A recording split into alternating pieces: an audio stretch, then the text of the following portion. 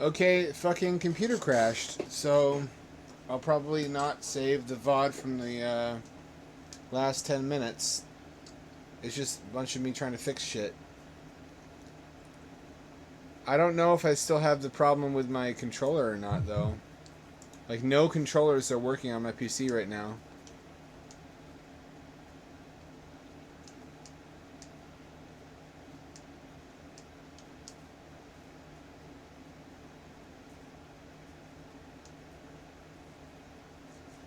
I have no audio. Shit, fucking... Maybe this works on big PMU. Well, we can confirm the gamepad works. That was the important thing. So the gamepad works in some games now, just a question of which ones.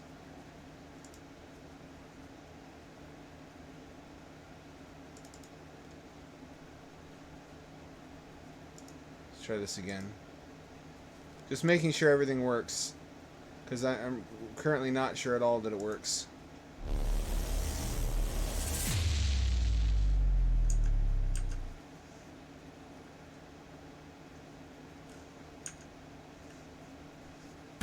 Got no chat window. Okay, controller works.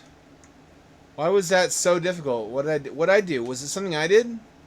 Did I not sacrifice a chicken nugget to the machine gods this month? Life gets in the way, man. Be understanding. Although praise be to the Messiah. No, is it? What is this? Down here. Is this a pop-up ad on my OS? What the fuck is this? This isn't... This looks like a ad for Microsoft products, too. This might actually be part of Windows. Holy shit, this is the beginning of the end.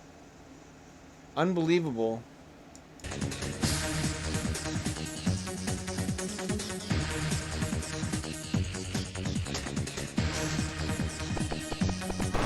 It's not the same as having a spinner, but it's adequate. No, sir. Let me put on my Chroma Deck glasses to enhance the experience.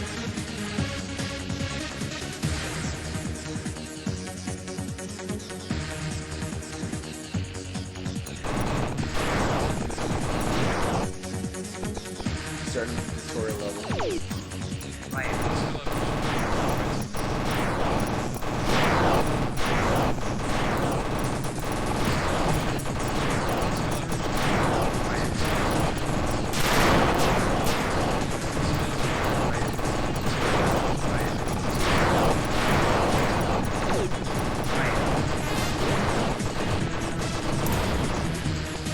What's happening?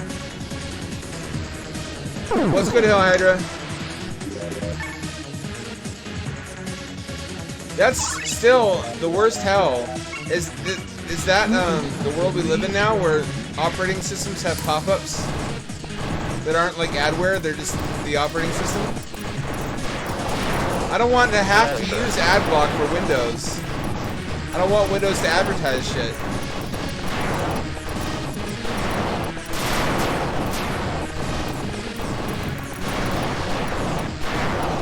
Holy moly. That's some real Black Mirror shit. Black Mirror in it. Oi, bruv. What if your mom ran out of batteries?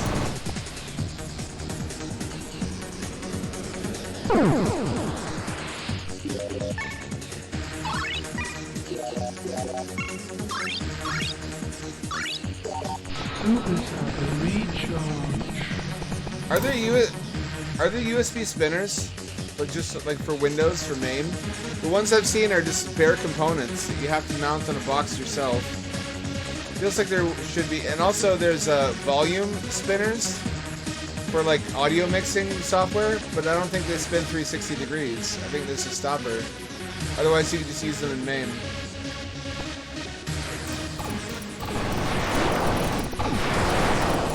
It'd be really nice if this game would let me use the mouse wheel as a spinner.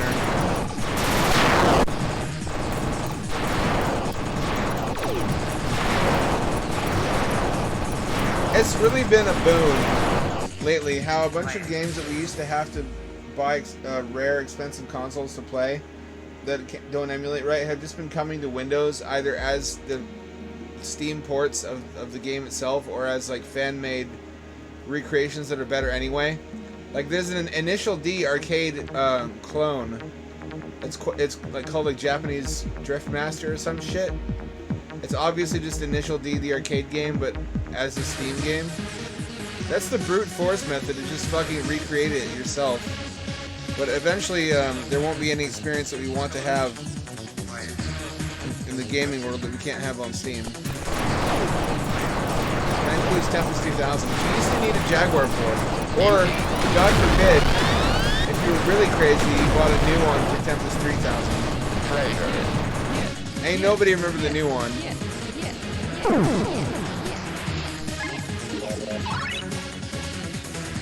Microsoft bundles fucking Candy Crush ads. You know what I think it is? I think I didn't used to believe in late-stage capitalism until this AI shit started popping up. Now I don't see a way for it to continue. I think we're reaching the end of how much money they can squeeze out of the public, but they still want more. So we're gonna start seeing them do the truly shameless shit, just to try to suck up the last few dollars they've already gotten from us. Because fucking inflation is bad, everybody's struggling, nobody can afford housing, everybody's renting themselves corners. Like a very small number of people won the game of capitalism, and they're not tired. They're not tired of winning, they want more. There isn't any more to give. They're trying to find ways to further please their shareholders by somehow continuing to increase profits. When it can't be done. Shoehorning ads into more shit isn't going to make us spend money we don't have. I say as I brush my Atari under the carpet.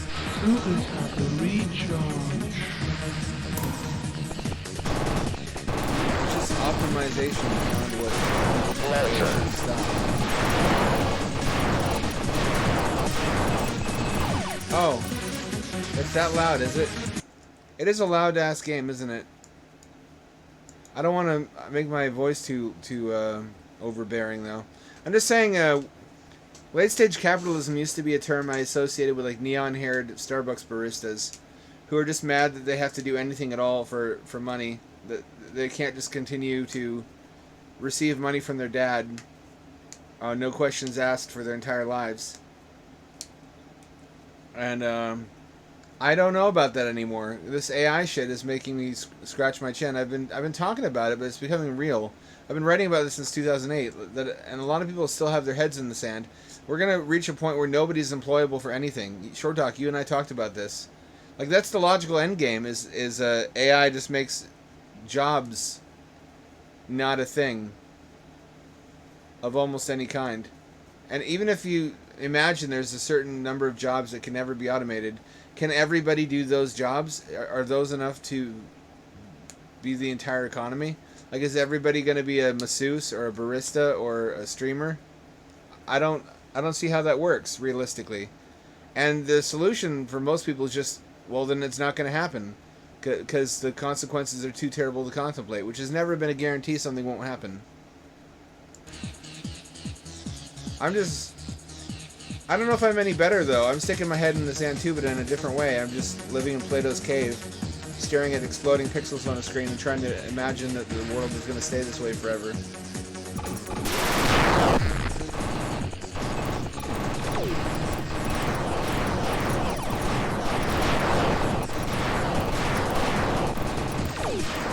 Yeah. How that ties into Windows ads is that Microsoft's shareholders still want the numbers to go up. They still want the line on the graph to go upwards forever. And it can't go up forever. There's a finite market, and the population's plateauing. And inflation's increasing, and people don't have money to spend. And putting fucking ads in your OS isn't going to make people spend money they don't have. There's just there's not more money to get. You have already optimized the machine of extracting value from the public to its greatest possible extent. You cannot get blood from the stone. You can get delicious, delectable stone juice, however.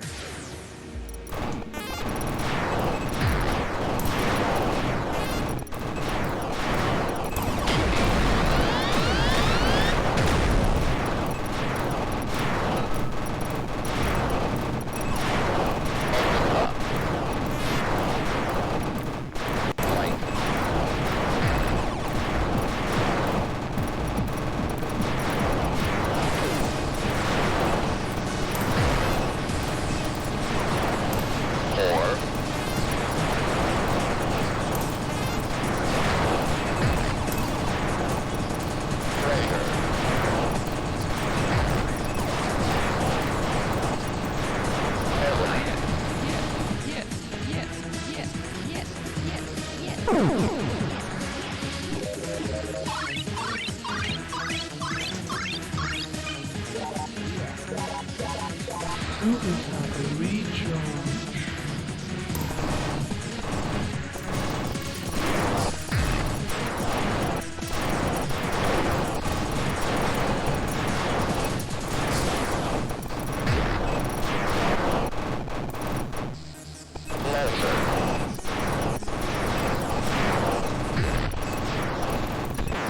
Anyway, that's enough. I really just want to test my controller. Sorry to get so doomerish so early in the stream. Usually I get maudlin towards the middle or end. It's getting to be about that time though.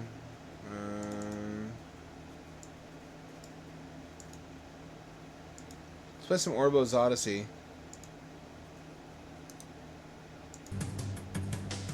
That's not what I asked for.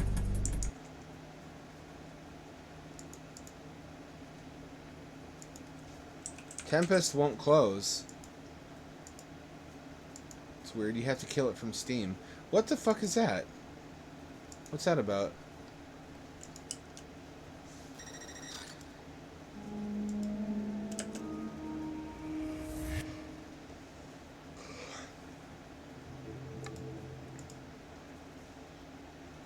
Tell me you got video and audio. Oh yeah, that's right. No, fucking...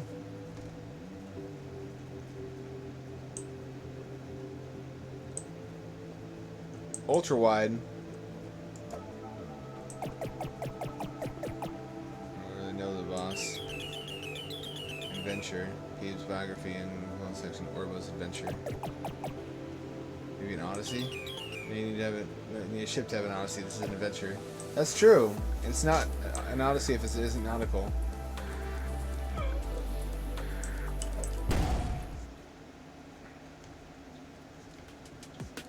I don't really want to be here. I want to be in mines. I think your main mechanic is just fucking blasting yourself out of a cannon. These are all underground. It doesn't matter which one. There's also no titles that I see, or are they to either side? This looks cozy. This is much more my speed. Fuck you, dog. You know what you did. Oh no, it makes you yelp. It was a sentient cardboard cutout. What have I done? What have I done? I didn't know. I didn't know.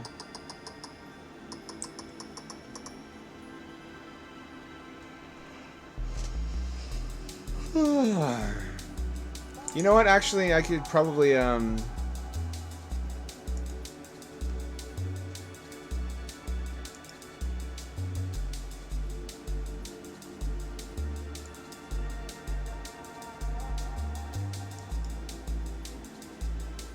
no, you can't make, the overlay extend down the screen.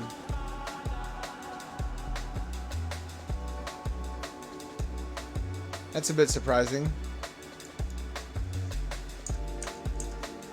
Huh.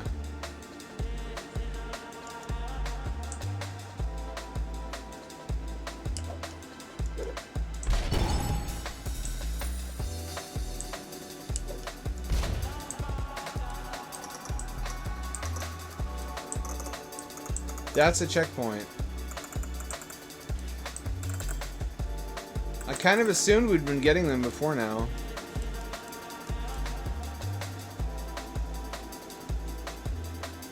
This looks like a PS2 game, doesn't it? Roughly PS2 tier.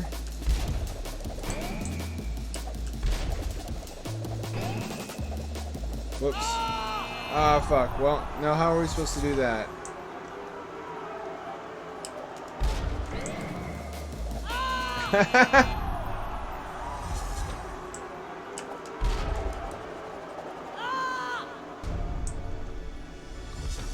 Endless death loop is how.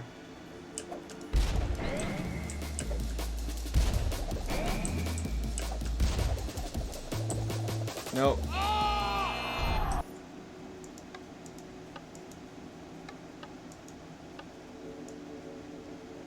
It just doesn't go any higher. I don't get it.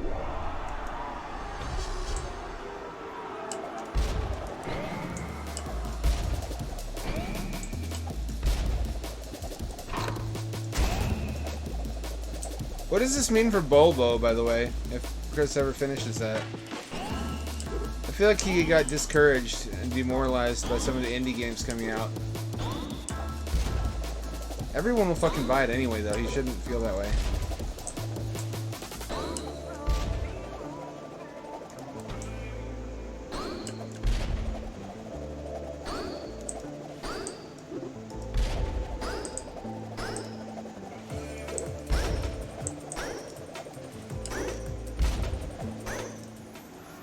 That was good enough? That was good enough. Confirmed. What is... Oh, that's from a different level. Oh, that's adorable. I love when games do that.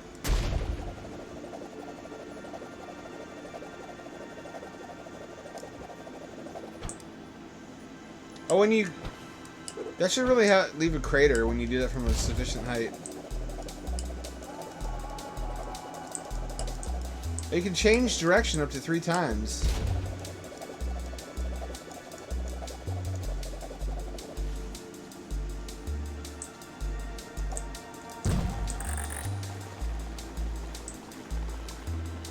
Who's this lad?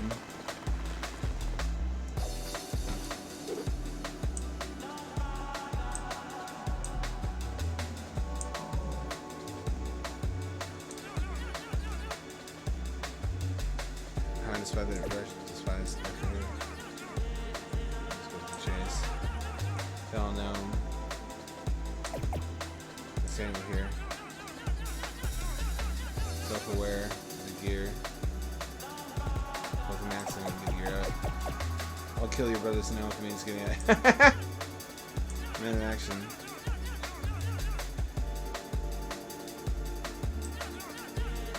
Turn 11 to war.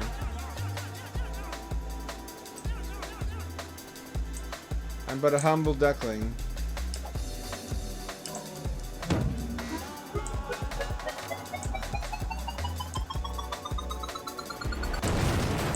Oh, you have to launch it at the gnome.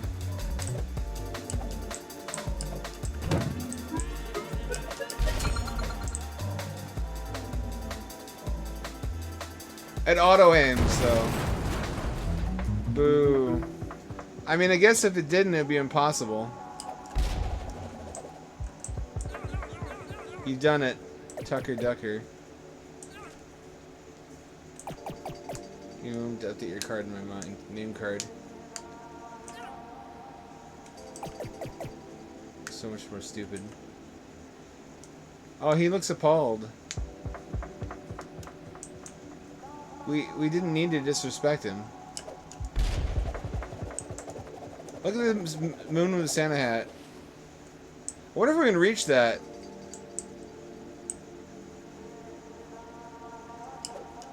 I feel strongly in my soul. There's got to be some way to do that.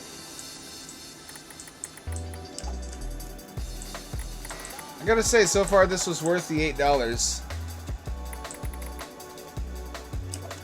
It's a very strong vibe.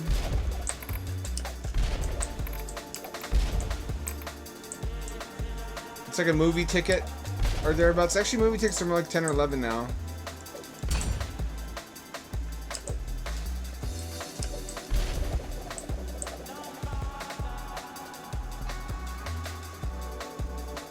Kind of lazy platform.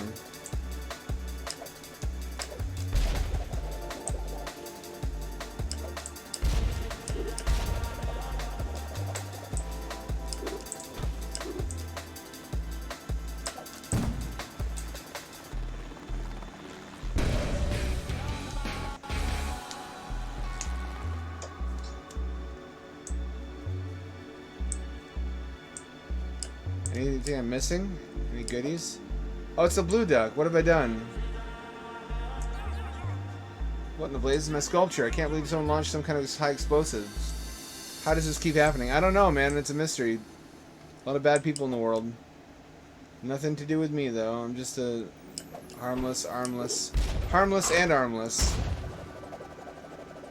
Just merely a lad of no description particularly.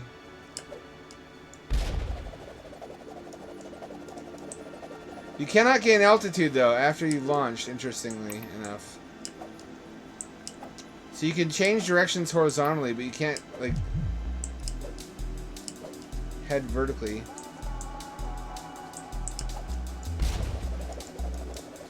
Actually, you can. I'm full of shit. What are the rules?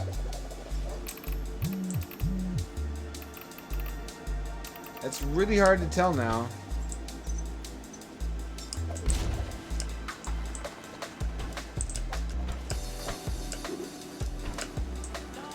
Oh, if you jump out of a butt stomp, you helicopter.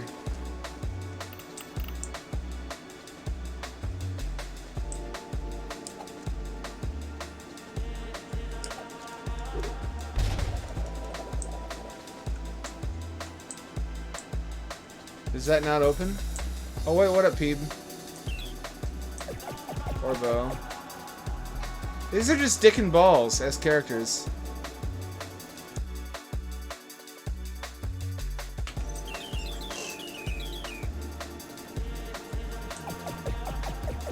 Nobody designing these buildings? How is that possible? It's confidential, I said too much. Swallowed a bug, can't talk.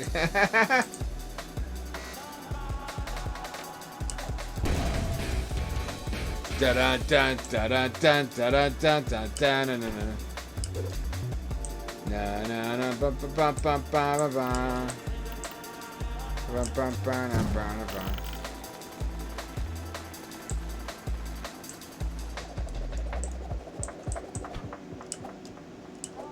I missed one.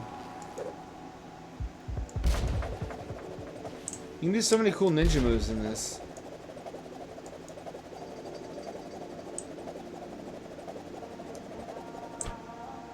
It's actually really fun, the control scheme. This is a well-designed game, holy shit.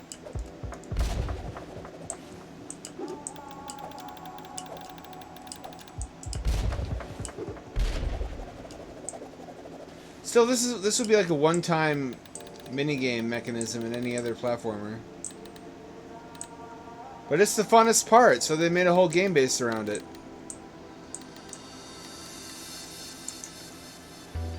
Oops.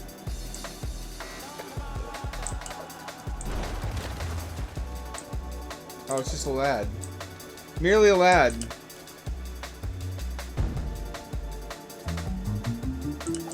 I don't know what I did to earn that. Blah, Dracula.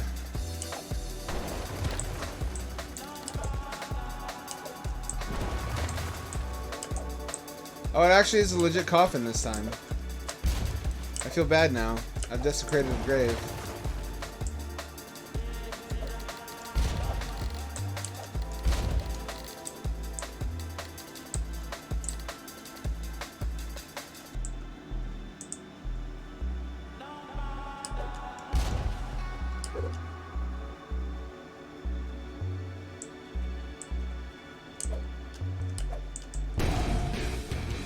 You know what? Good enough. I got a gear out of it.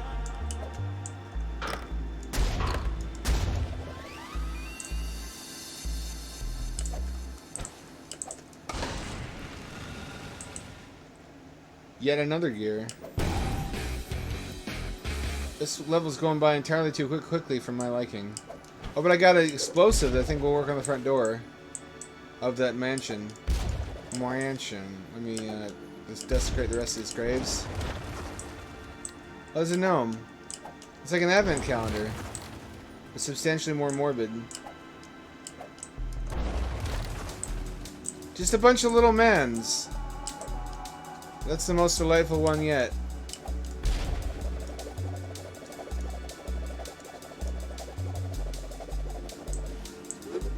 There we go. Oh man, this is my favorite level yet and it was over so quickly.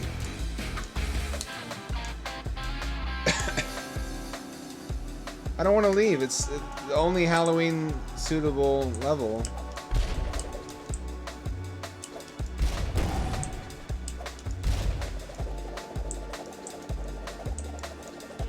It's got a little outdoor cafe thing going too.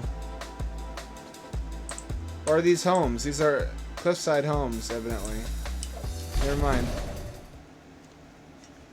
Anything can be a cafe if you're brave enough.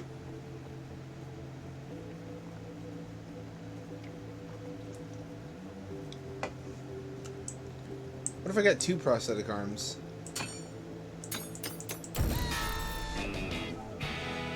That's something.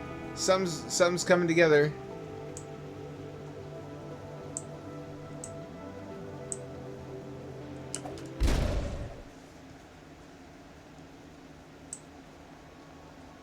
They should have called this guy Yeetus with a Y. Yeetus. He yeets himself.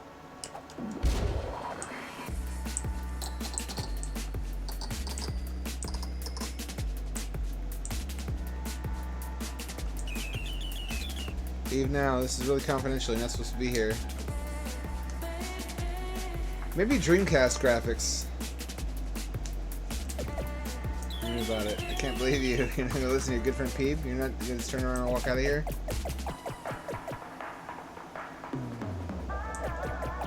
Drop the act. Doesn't matter anymore. I don't get in trouble. Poor Peep. Poor precious fool.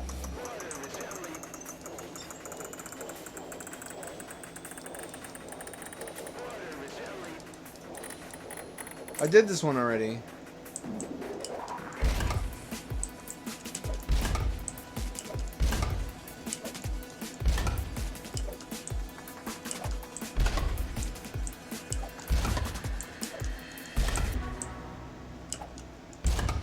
How did I do this one last time?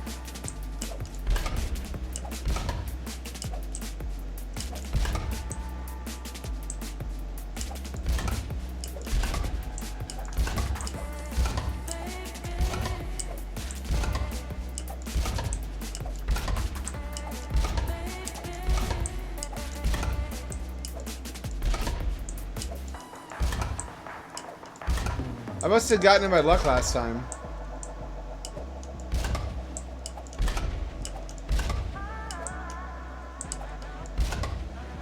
This one does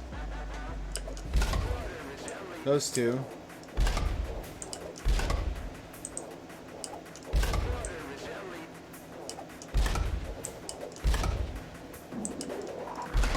There we go.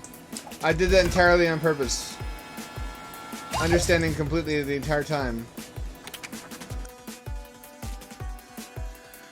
This is a puzzle-centric level, I see. I knew what I was doing. I figured it out fair and square.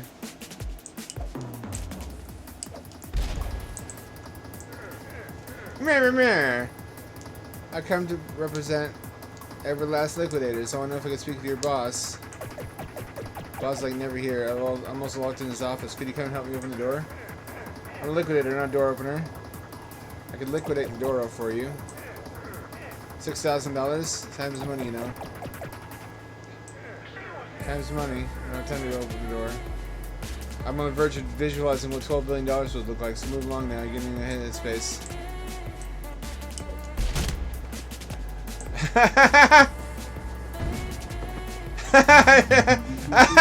Really? No way. I just commit a murder. And it rewards me immediately. Boner. It is indeed Johnny Fever Dream. It's a one-man team to my knowledge. And he's a genius. I think the only indie creator I like more than him is Soda Raptor. I love me some Soda Raptor. Although I didn't like his most recent game that much. It was the Interior Worlds game. It was like all vibes, no gameplay.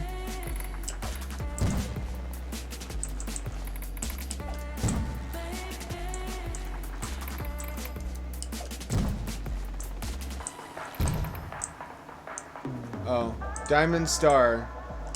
That answers that.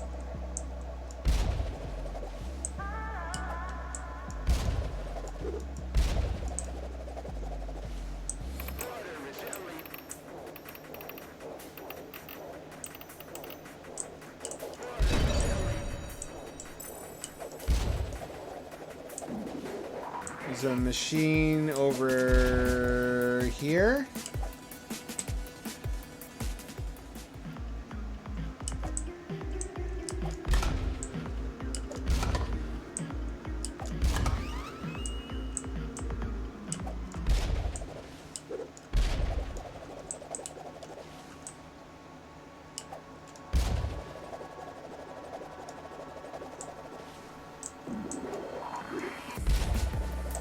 Oh, diamond has to be below star.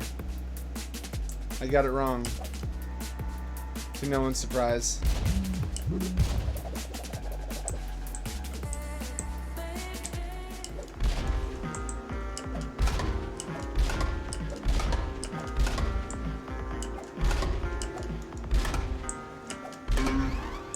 There we go.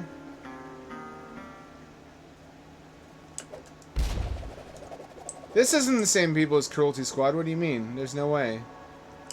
Or did they use the same sound libraries?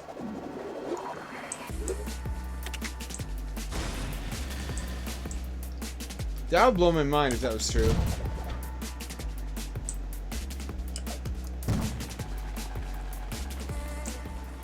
Whoa, what the fuck? This was all up here the entire time. What a delightful little surprise. It's just a little garden.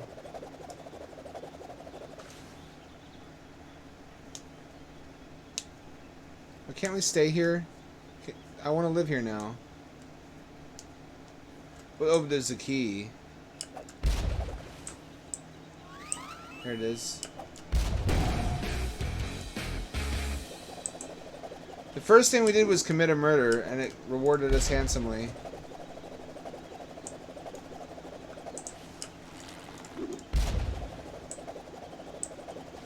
Oh, there's a force field.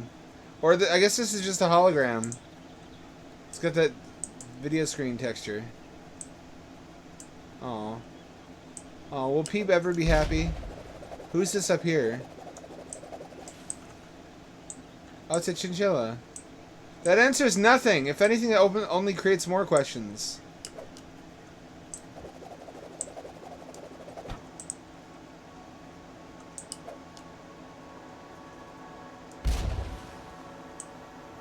Okay, so I have a key now.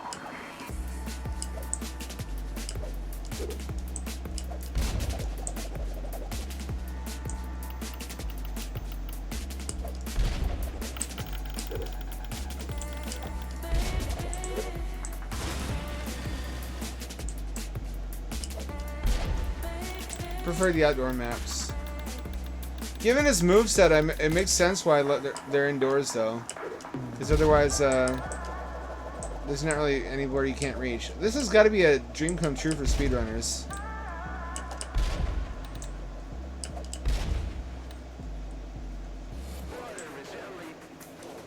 The ultimate speedrunner game.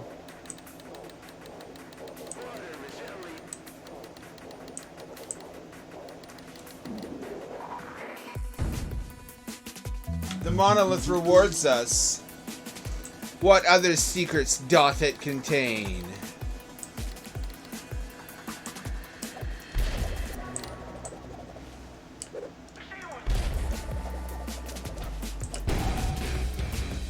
Bam, bam, bam, bam.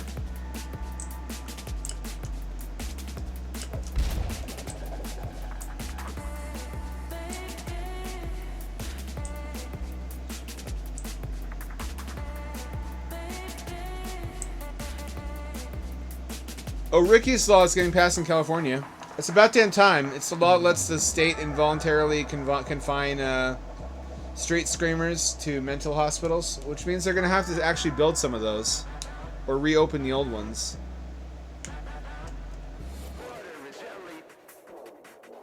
People are finally remembering why we had those.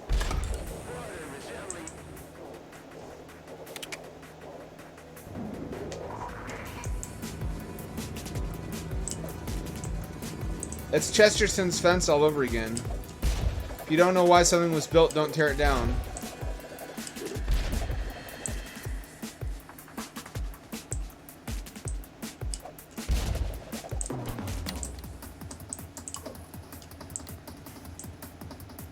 They have that in Washington for years now. We need that in Oregon.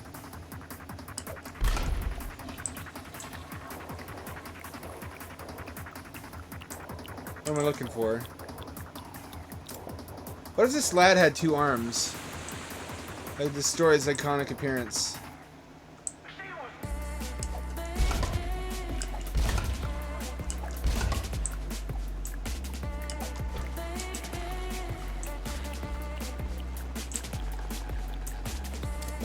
Oh, it's on a timer.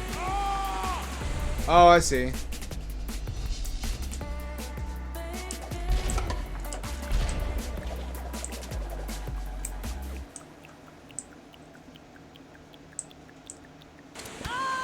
Almost.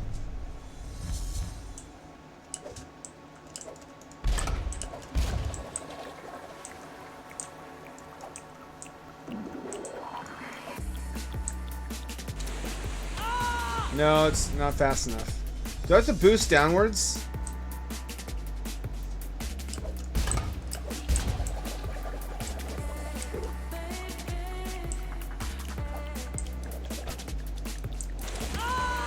Shit, that's hard. I can't even see what my goal's supposed to be. So I don't know what to do when I get down there.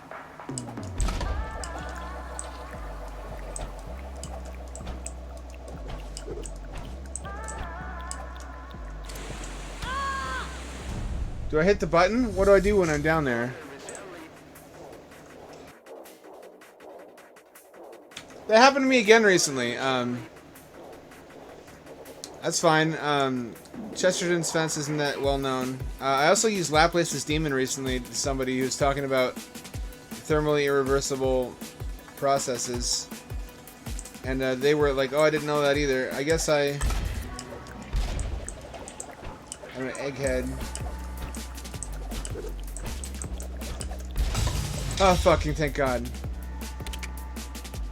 Oh man, that was a toughie. That was a tough one.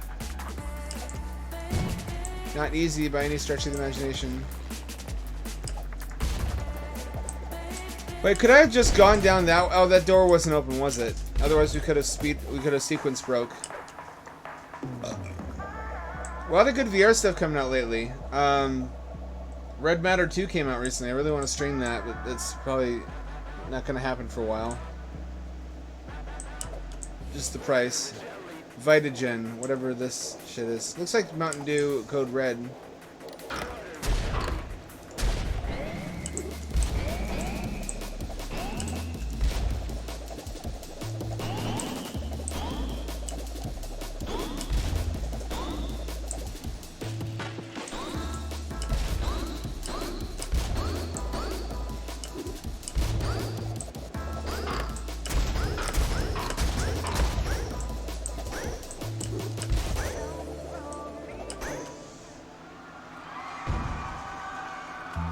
That was good enough? That was good enough.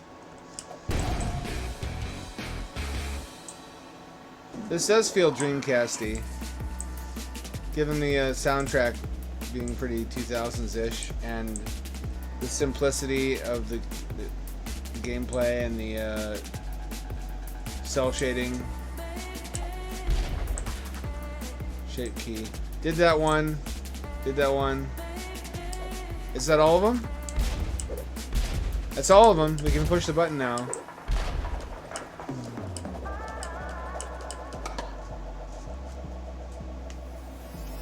Meow. Infusion. This must be where those are manufactured. Give me my fucking elbow. I'm ready. I'm spiritually ready to receive it.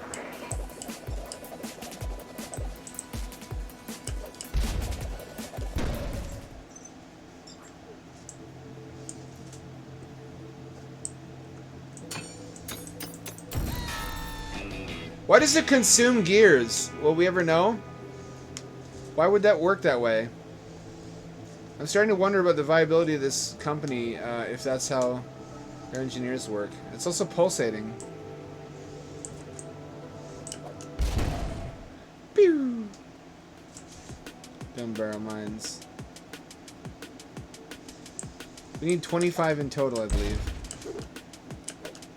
God, I miss Dreamcast. I miss the early 2000s. Especially the early 2000s internet. When you could just do anything and say anything and go anywhere. And see whatever you wanted to see. You could see a dude getting his throat cut out by Russian soldiers. And nobody stopped you, and there wasn't a pop-up saying, "Oh, we can't do that. Can't let you do that, Dave." It's instant wish fulfillment, for better or worse. And it was crack cocaine, despite the shitty, slow internet. That's the only downside, is you had a modem. Luckily, like 56K if you were lucky, or if your dad was rich, you had DSL.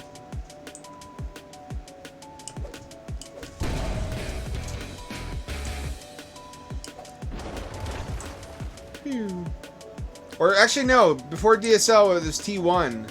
God, remember T1? Remember the assholes in Counter-Strike the first one? Bragging about being on a T1 line because they had lower pings than anyone else?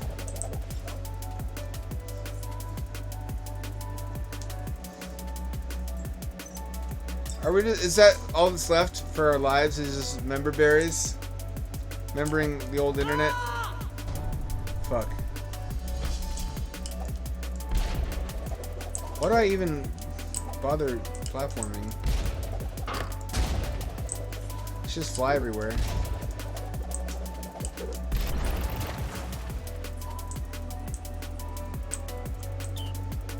Hello, what are you doing here? I work in mysterious ways. That much like God if you think about it. We don't really own stock or nuclear reactors, so we don't... What's uranium about? I started this whole secret weapon operation myself. Secret operation. We're gonna make glow-in-the-dark paint. The boss is gonna love it when we're making billions of dollars. Are you kidding me? I've been trying to figure out why our balance sheet said $12.1 million diverted to arts and crafts. What's wrong with you? You're gonna kill people. They're just glowy rocks. I'm sure it's fine. We're gonna be rich, Orbo. This will be the best surprise the boss has ever seen. Peeb! What have you done? You used tritium for glow-in-the-dark paint, not uranium.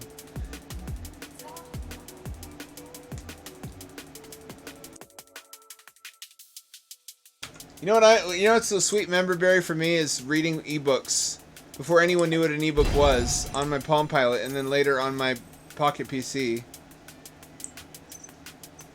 And also playing Age of Empires 2 on my Pocket PC and browsing the web on the early 802.11b Wi-Fi card, compact flash card for my Pocket PC. God, Pocket PC was a cozy platform. So was Palm, but less so. Because of the lower hardware power, there's much less you could do with it, gaming-wise.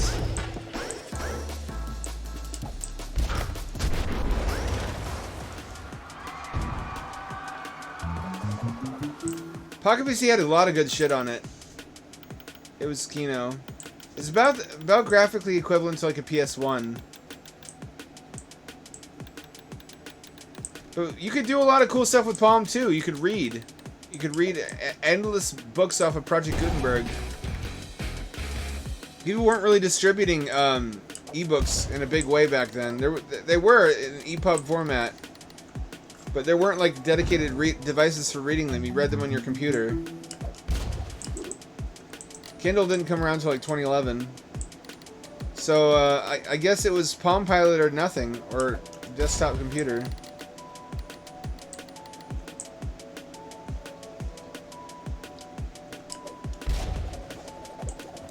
What another cozy little space. Did I get the, I did get it.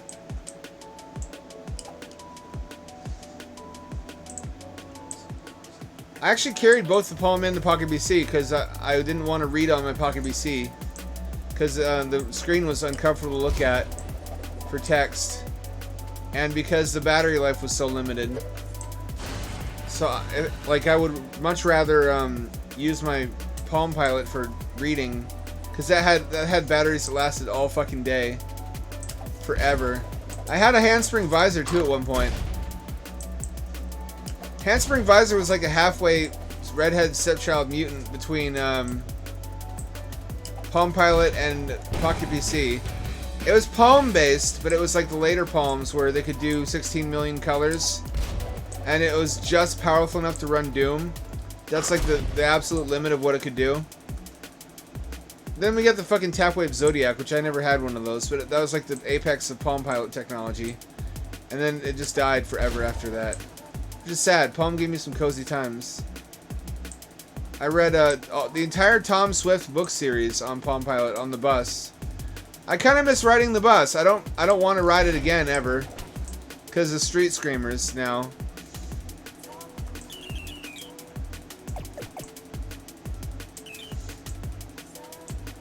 But it used to be a cozy way to travel. You just, especially in the winter and when it's cold and rainy outside, you'd bundle up in your big puffy jacket. You'd find a cozy seat in the back of the bus, because the things have reversed nowadays.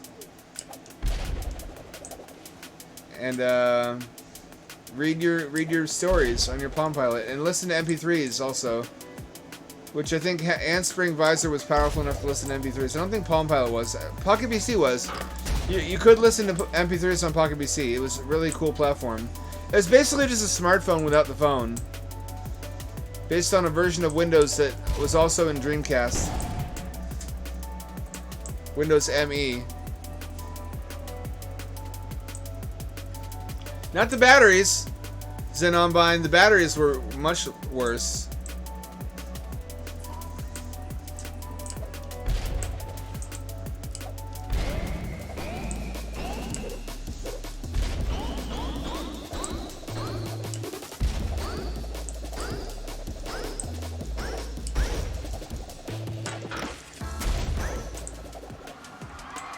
I was beginning to think you had to get all three, oh, an actual person.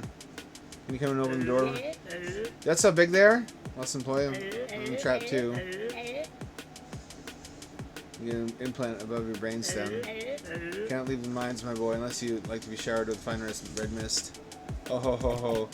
That's company sucks. Quite right. Bunston Scone.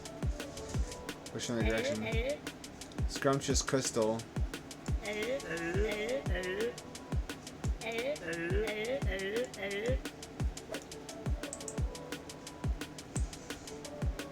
Yeah, Nokia's, because they had a black and white screen and an 8-bit CPU.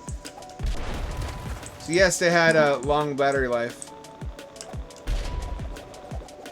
I could do that the entire time? Holy shit. This is a groundbreaking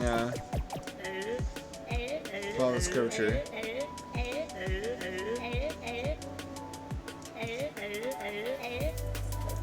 That was the correct one, actually.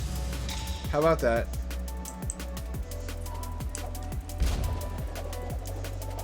Is that all there is left in life that's good, is member berries, though? I don't want that to be my life. I want new experiences that are worthwhile.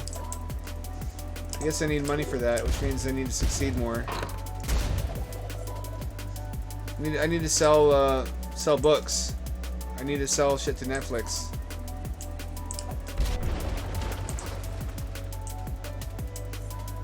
What if I destroy the crystals? Would that save us? Damn, you're almost tempting me to dig up my Palm Pilot and resurrect it. Out of Palm 3, which was my dad's hand-me-down. Then he bought me a Palm 5 for Christmas, which had a backlight, which was great for reading in the dark.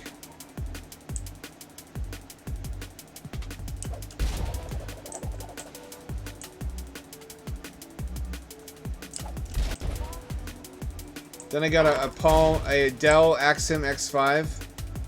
Then I got the X51V, which was the first handheld device of any kind with a GPU, by the way.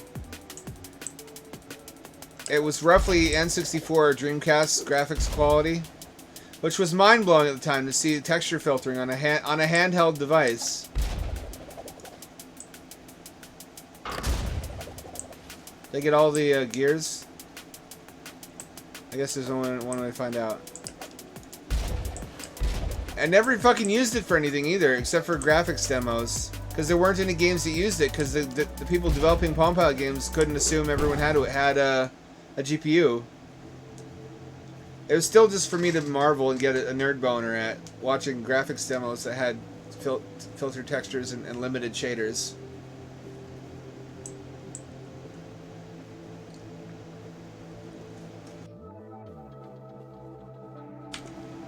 I guess you could technically read ebooks on Game Boy too, couldn't you? Wonder why no one ever tried to make that as a product with like a serial cable for sending text documents from your PC. There was the Game Boy Bible. You can read Game Boy. That's how you get your Christian parents to invest in a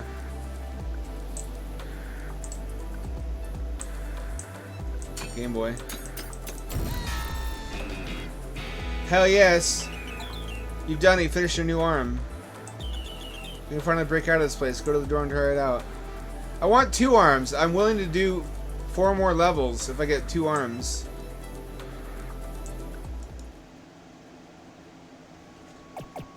I really thought that was going to be more dramatic, but I guess it was just as easy as opening a door. Can't believe we're free of the boss's office. You're my hero. All in a day's work or some shit like that. You can go home. Brilliant. Let's see you around then.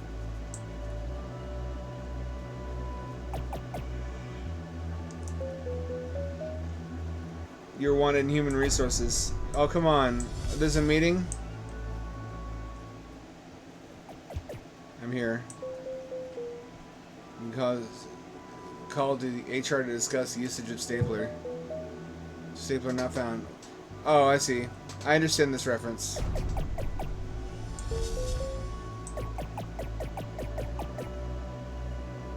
I have arms. He has arm. Illegal operation detected.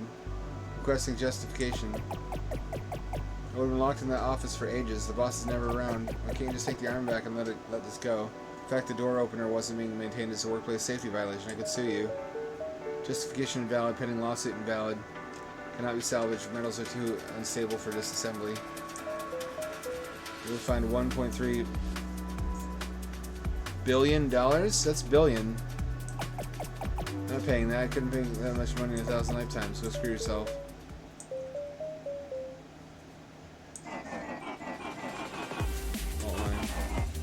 Uh-oh.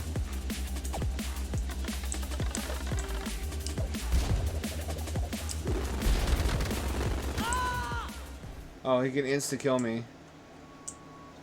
I could just leave. But I want to beat the boss.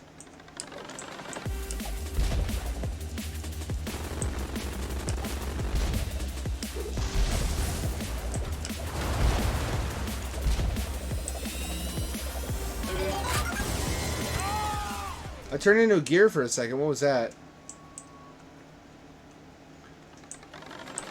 What if the punchline is you can't beat him and you're supposed to leave?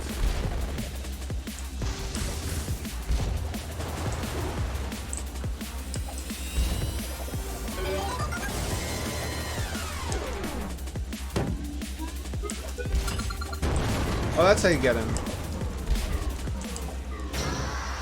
Then he's butt stomp on his brain.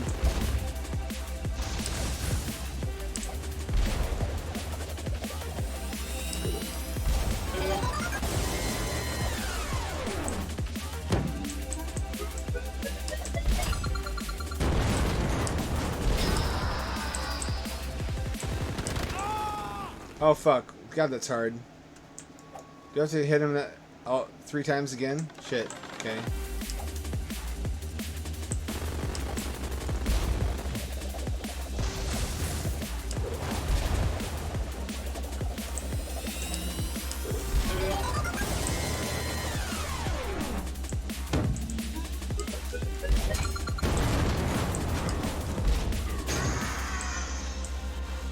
He turned into a Sanic for a second.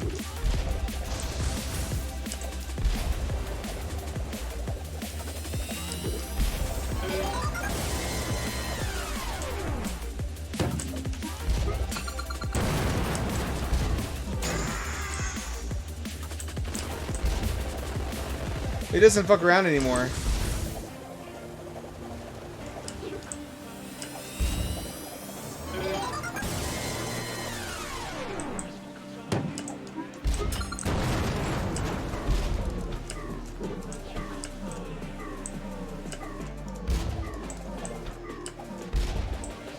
Fuck, I missed it.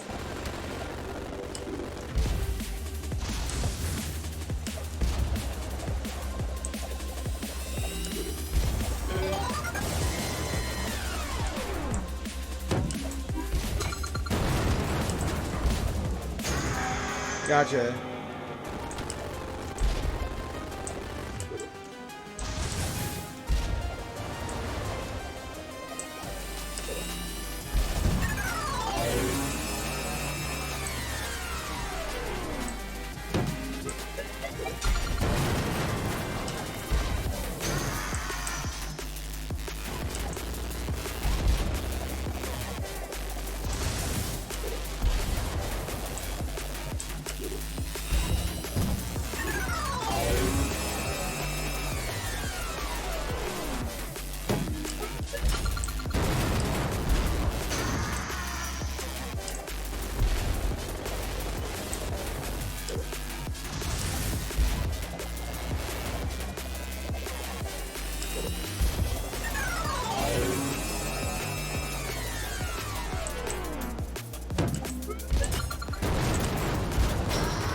Gotcha, bitch!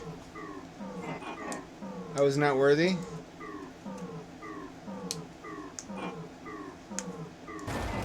Subsystem critical. Poltergeist containment. What do you mean? Release, release, release. I just wanted to live again. I just wanted to live again. I just wanted to live again. I just wanted to live again. Poltergeist erasure successful. Oh, goodbye world. Oh, there's a ghost in him. Who took control of the robot to live again.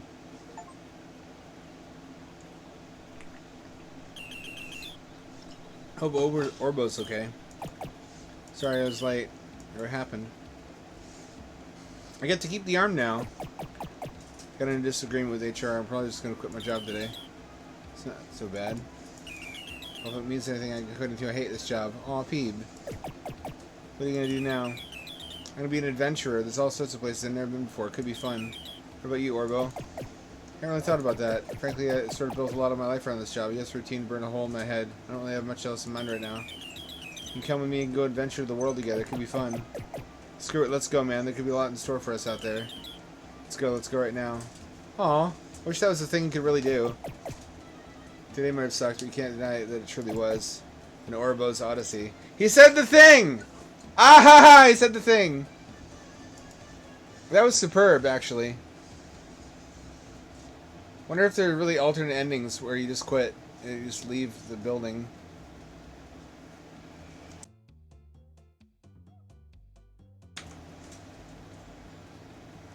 This is actually great. I hope Peeve and Orbo become well-known mascots. They deserve to be. Did he ever finish Peebe's adventure, though?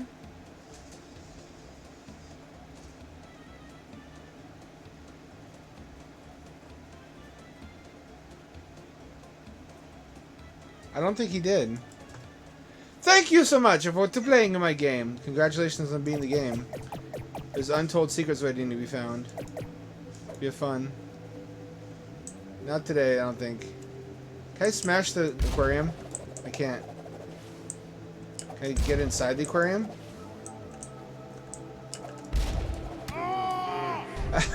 Fuck you, die immediately.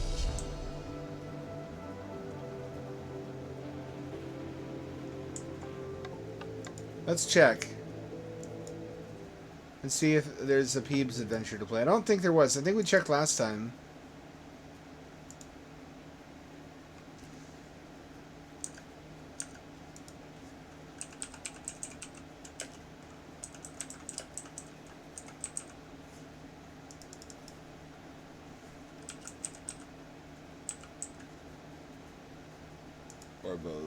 Orbo. Peculiar adventure. Fever Dream Johnny. Orbo's Odyssey was actually $7, not $8. $6.99.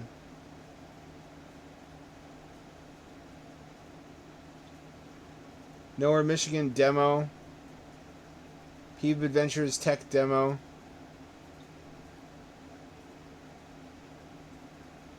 Finish what you start. We all want to play it. You finished Orbo's adventure. Why is Peebe's adventure not a thing yet? That's not too much to ask, is it? How about some Forza Polpo? I bought this on sale for $9 or $10, something like that. Can I do controller support? Or are you gonna not let me?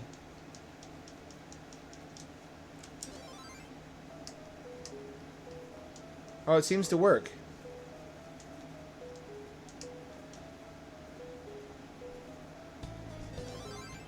Pink energy was quickly integrated into every part of daily life with astounding benefits. Trains, cars, computers, and various household items began to connect, preventing delays, accidents, and blah, blah, blah. Pink energy, what? I'm a little robot bunny. Pink energy coverage. Only one drone, a Polpo Rev 2, seemed to have remained incompatible, bringing the small company to the brink of bankruptcy. An explosion awoke the city's residents one day. Prometheus' laboratory gone into thin air, and soon after the men began to vanish, with their homes, neighborhoods, entire cities. 99% of the Earth no longer existed. That seems like you already lost. Only one company was still fully functional, the Polpo Courier Express. Because we have the only non-pink energy. It's like Argent energy.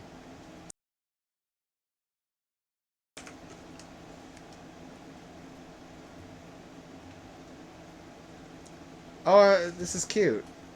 This is the menu.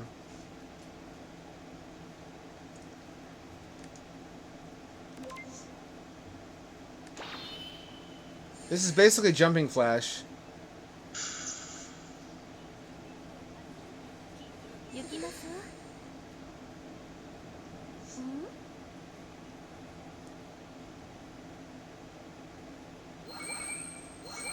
I can shoot. I jump with the left trigger. Shoot with the... Why with the trigger? It's really floaty.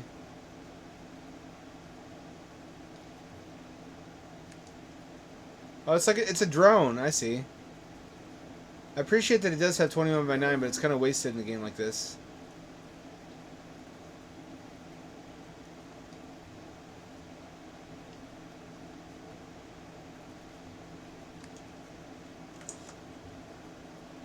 Can I, Nope, nope. Can I...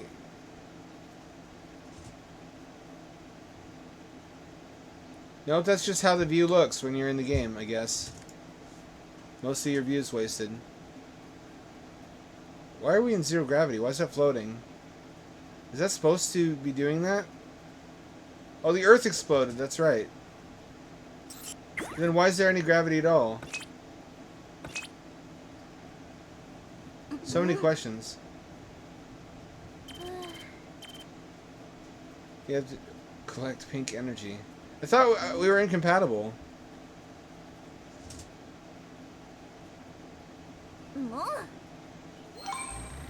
What happened to being incompatible with pink energy?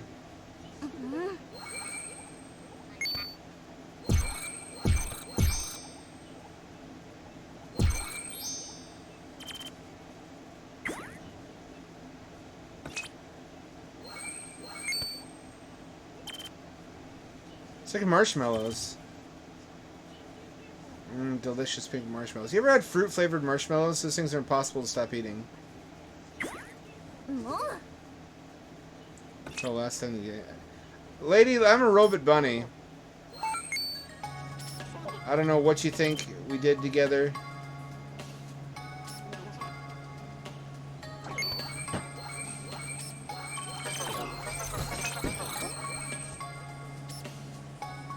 So you're constantly counting down.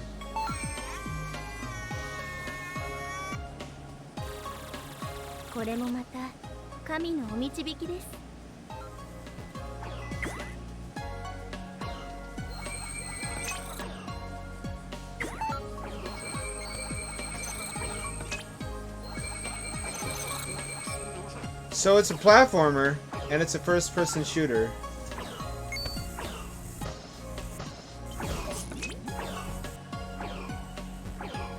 I never played the... Actually, I did emulate Jumping Flash a little bit.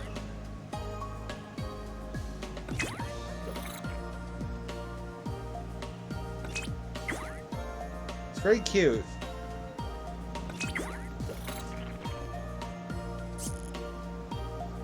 You can kind of hover.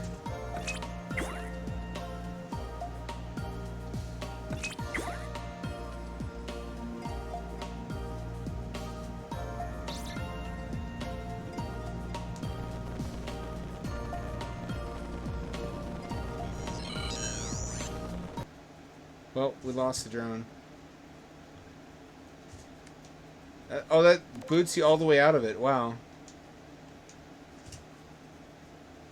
Hold on, controller ran out of batteries. Do I have two AA's ready to go? I don't think I do. Can I do a New York reload? Hold on. This is something I didn't plan for.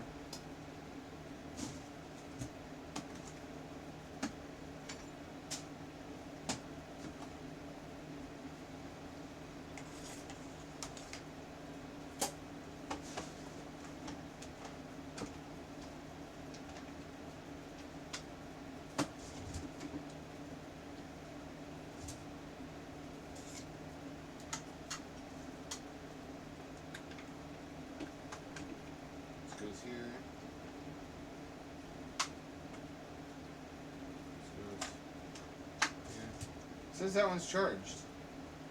Oh, one of them isn't. That's weird. That shouldn't be like that, should it?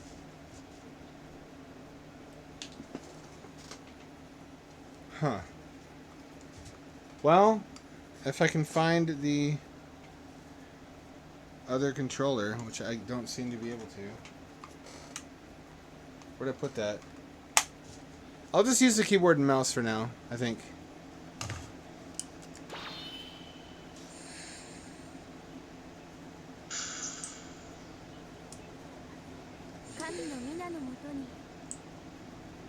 Got a fucking waifu already.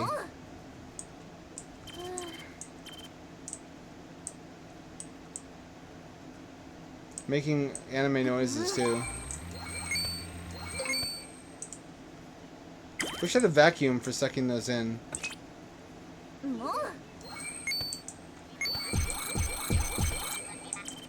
I'm the fucking anime doomslayer.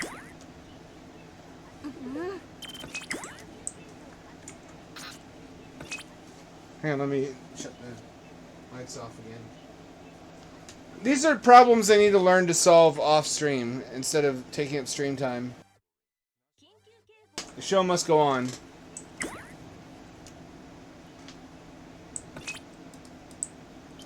What do I right click for? Look at double guns. Is that supposed to be that way?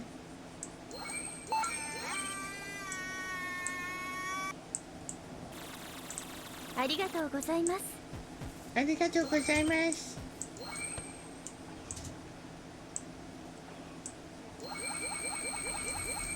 Oh, they have gravity, the arc. Was that always like that?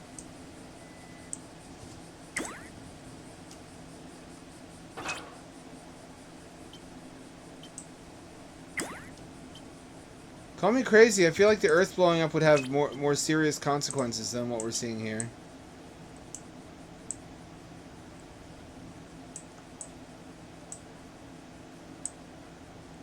Also, everything is so bright and saturated, I can't fucking see anything.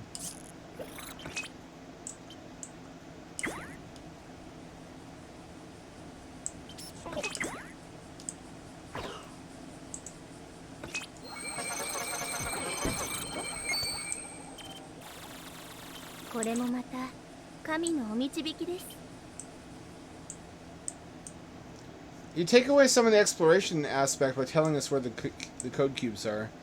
You must guess if that's a if I'm a drone, that makes sense.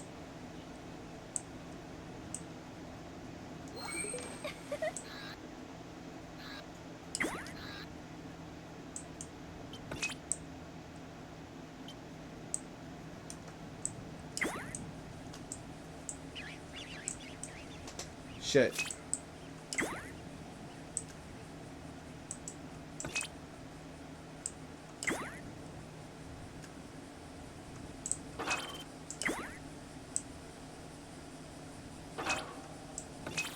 There we go. Go to the docking. What's in here? Oh, secrets. What does that get me? I can double and triple jump. Holy shit. I'm just now learning that. That was probably in the tutorial somewhere. I'm fucking... Listen, lady, I'm trying. Don't you... me.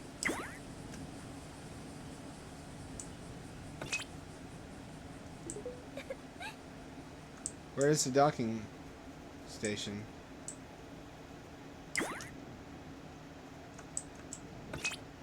So is there just a drone wherever you happen to need one?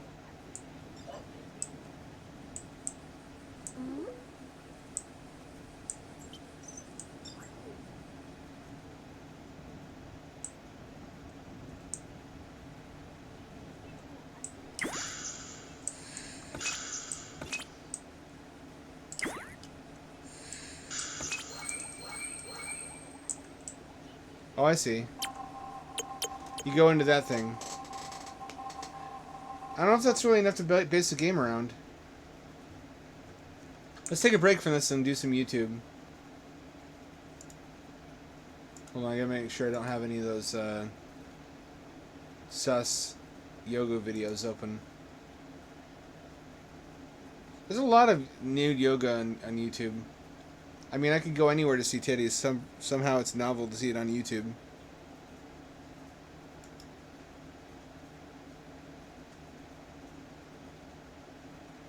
And I'm waiting.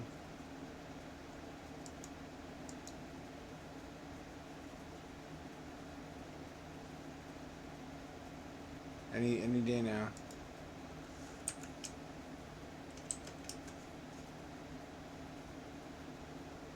It's not working. YouTube is not loading, oddly. I don't know why. Try a different browser.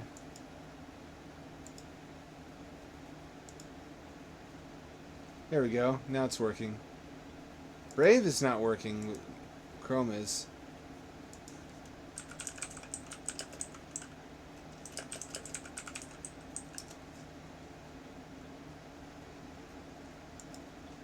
And then I switched to Liberty Mutual and saved hundreds. I know, exactly.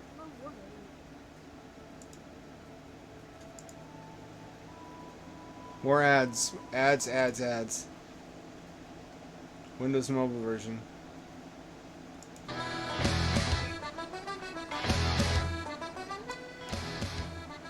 This is how it was.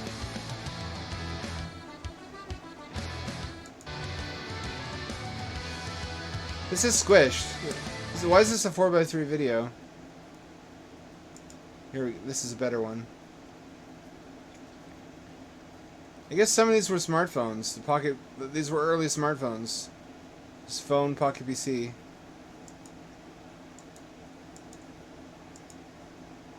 Oh fuck! This brings back memories of battling the Assyrians. Those fucking asshole Assyrians. It's right in their name, with their war elephants. Fucking demolishing my hoplites. This was advanced shit for like 2002. To be able to play this in the back of class, which is why I didn't do so well in school. Talk about being too smart for your own good.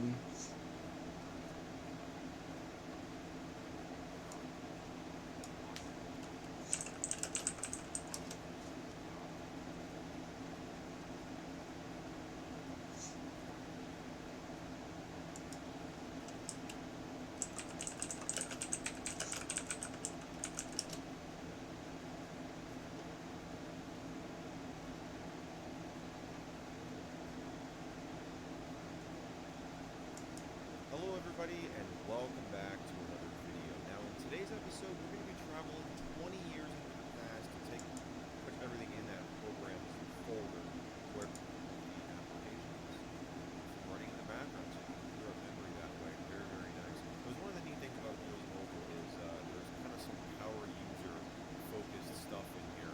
I think there's a Doom port. There was a Doom port.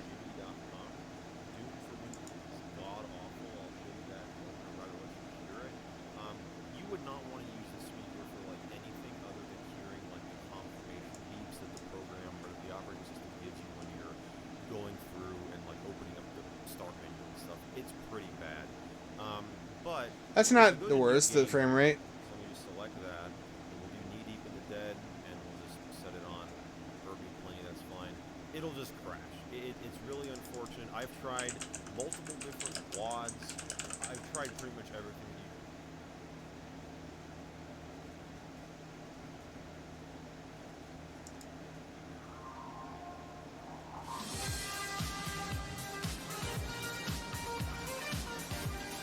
Applications are abandonware and have no way to be unlocked anymore outside of tracking down the original developers and asking Element Studio and PRC Tools. Users at home could pretty much do whatever they wanted with the handheld, provided they had the expertise to do so. While the device was free of anti-piracy measures, it was possible for developers to integrate their own protection for applications they made, which resulted in a huge flux of POM apps that required you to pay past a limited free trial to demo the app.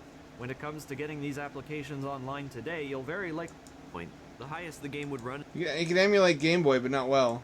is at exactly 50% speed, more commonly ranging around 35% speed. Not exactly ideal, but nonetheless it's still quite playable. You might have noticed the absence of sound. The Palm M515 has nowhere near the sound capability. Flytrap is probably my favorite thing the Star played on the Palm. Anyways, the port isn't bad, but the screen being so zoomed in compared to the original arcade has some power to it. I don't know I how played much this. more of this exists. Remember It says this? You can get more missions on their website, and I checked it out, but, awkwardly enough, this site belongs to the same guys. But shoehorned in between are these promotions of various adult sites. Then it goes back to their historical backlog. I'm still blown away by this. If you're over 18, feel free to look it up because it's kind of hilarious how ridiculously thrown in some of that stuff is.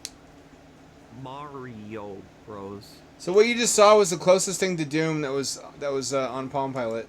This whatever this engine site is. belongs to the same guys, but It's kind of shoehorned in between are these kind of promotions impressive. various adult sites. Then it goes back to their historical backlog they had. Cubic is something. Like Froggy, there's no guilt. Race Fever. You get 2 maps and I guess brief multiplayer in this pole position clone.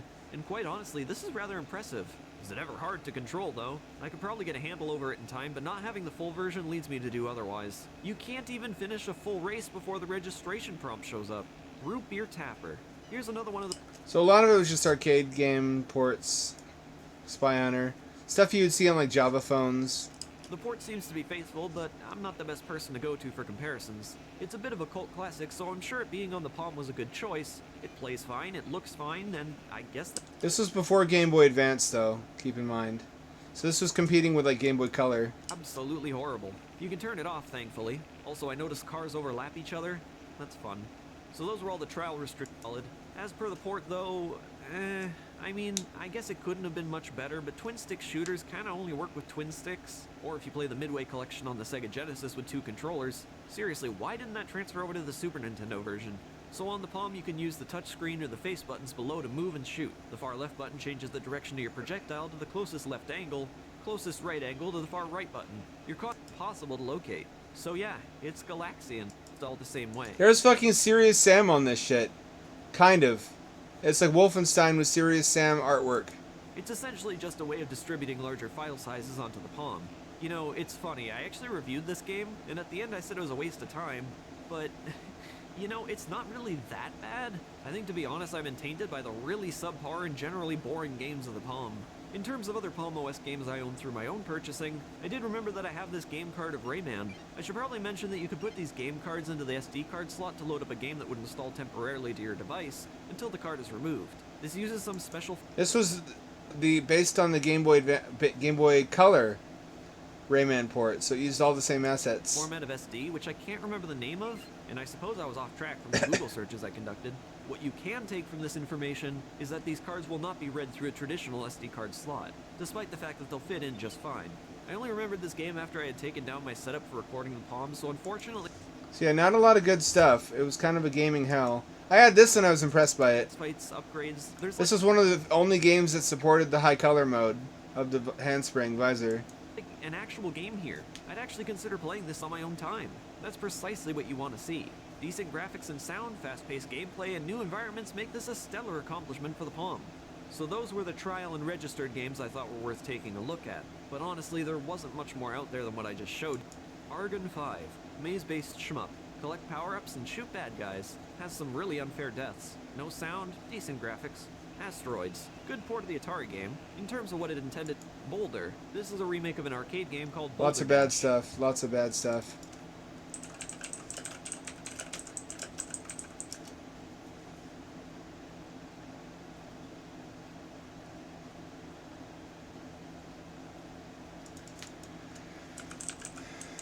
What was it?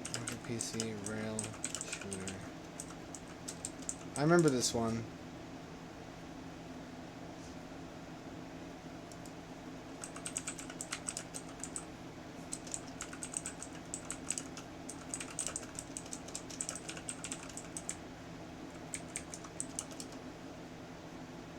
I forget what it's called.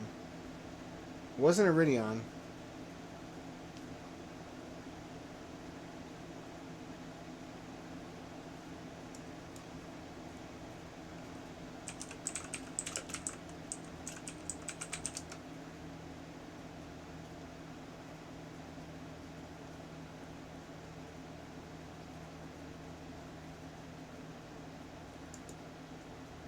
Oh, they mean a literal computer.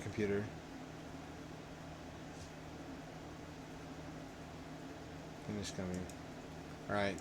That's enough for that. Just going down memory lane. The thing is with the with the Palm is it didn't have a fucking D-pad. So it was terrible to play any sort of games on it. You couldn't really connect a gamepad either. Palm didn't have such a thing as external gamepads. Pocket PC had Bluetooth, so on paper, if you really wanted to game on Pocket PC, you could connect a Bluetooth gamepad, technically.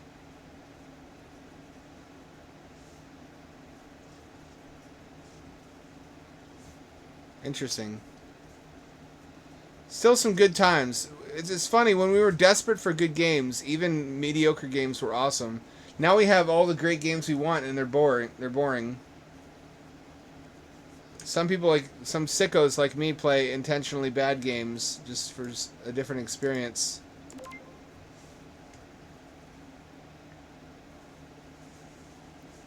Any minute now.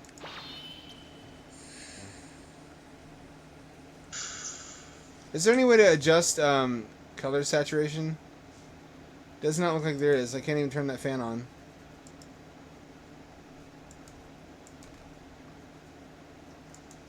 Alright, that tells... Okay, that's good. They really want you to have a gamepad for this, too. How are my batteries doing? These two are fine. I could load these in.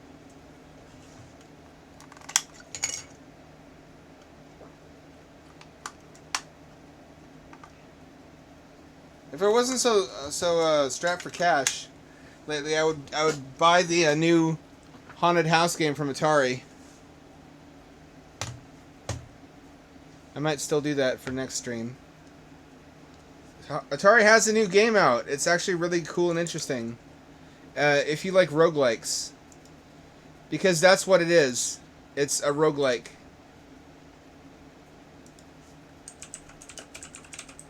It's just deceptively painted over with pre-rendered graphics.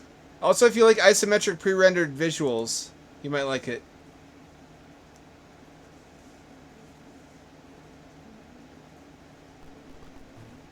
It's on the VCS, but I don't think I'm going to buy it there because it doesn't use the joystick. So I may as well just get the Steam version. It is on Steam. So this is one of those games where I think there is an ending, but you have to go incredibly far to see it. So it's more about just seeing how far you can get on each run.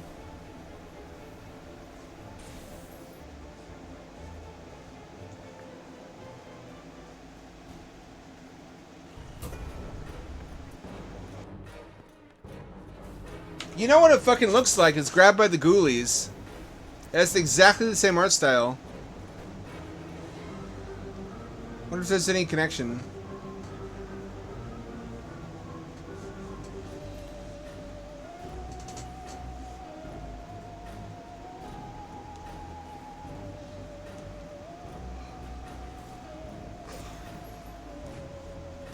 Great art. Character art is top tier. Look at that. It's very charming. But again, they're playing it too safe. They want to make all the money they can, so they're making all their games multiplat. That's not a way to sell a console. But then again, the new CEO is not invested in the console at all. The console was a project of the last CEO, who got ousted. The new guy seems to be lukewarm about it. So I don't know what that means for the future of the VCS. They didn't even bother launching it outside the US, which is kind of telling.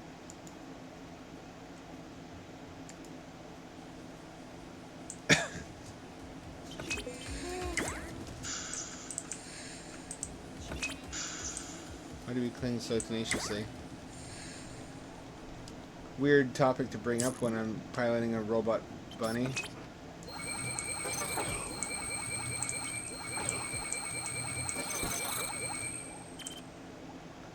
Oh shit, I got twin shot. How'd I do that? Just by killing enemies?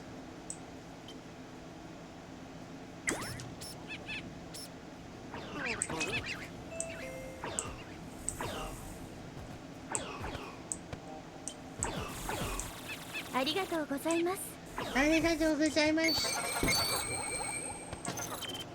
I don't need this right now. Can't see.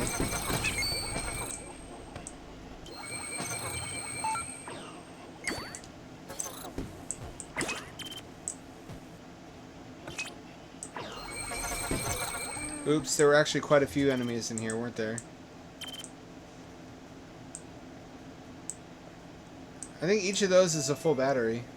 One of the things this got dinged for in reviews was that the battery life was too stingy, so it didn't give you enough time to really explore the level. It looks like they patched that. I can't imagine anyone complaining about how it is now.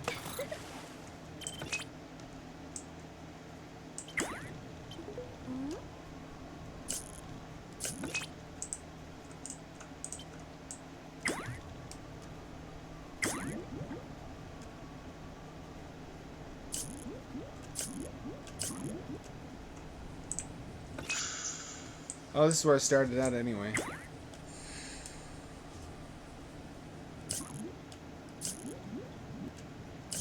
Oh, that eats up my battery quickly, though. That can't be good.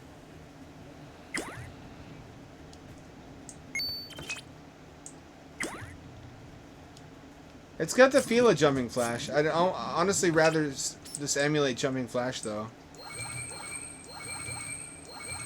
It's cool to have a spiritual successor.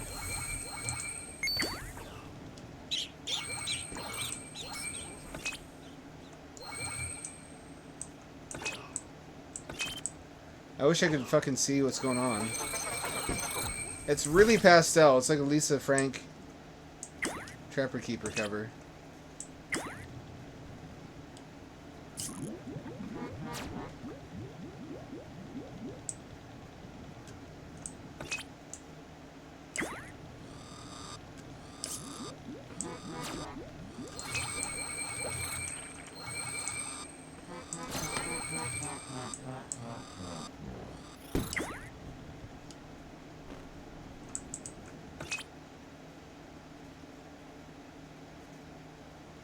I suppose I actually need to fight that guy. He didn't seem important.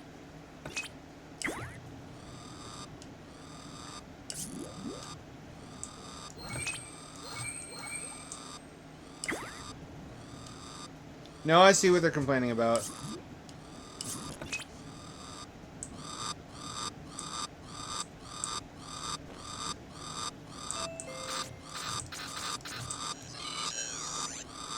Actually, it is quite restrictive. I misunderstood. I see what they're complaining about now.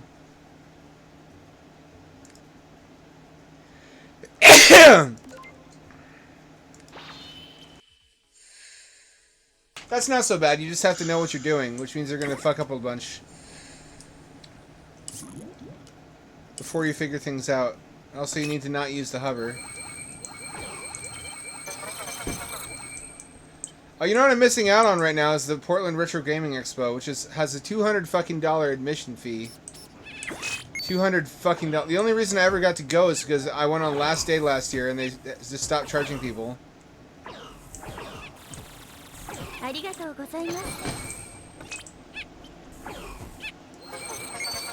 They're gonna have new Jaguar games there.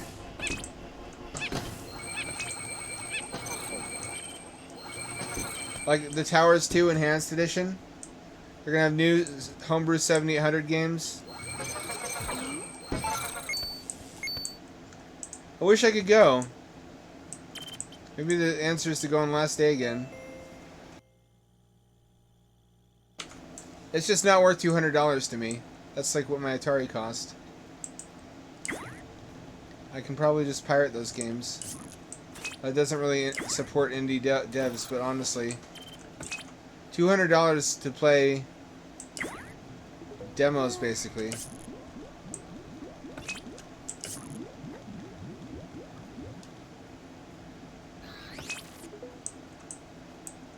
Happiness was a day at the beach. Is she real? Is this an AI? She should be dead, shouldn't she? All humans died, didn't they? Is she like... Is this a Soma situation?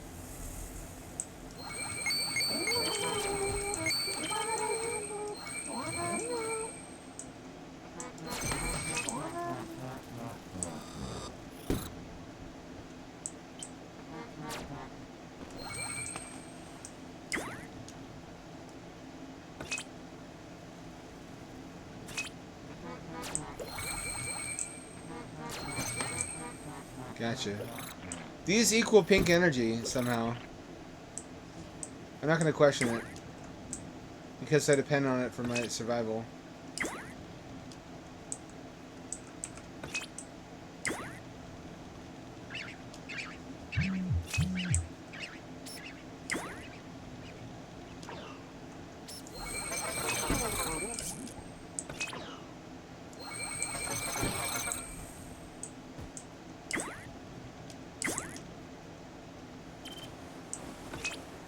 That works pretty well.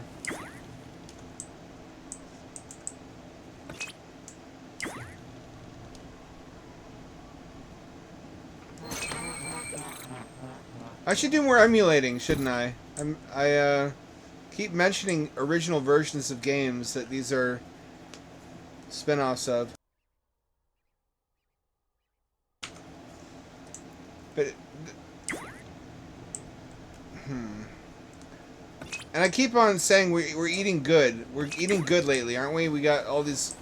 We got RoboCop. We got New Terminator.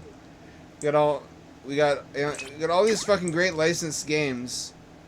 And yet, part of me, in my heart of hearts, just wants to go back and read Tom Swift on my Palm Pilot at the back of the bus. I guess not because that was a great experience or because any of the games on Palm were good, because they were all bad. But just because I was younger and less jaded. It's the youth that I miss, not necessarily the specific games. Those don't give me pink energy? What the fuck are they for then? Why are they pink? What are these? They make the number in the left hand go up.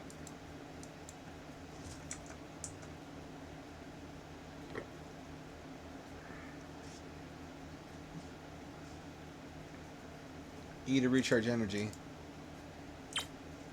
Oh, those are like med packs. I could have used those a long time ago. Last time not to die. They're like emergency pink energy satchels.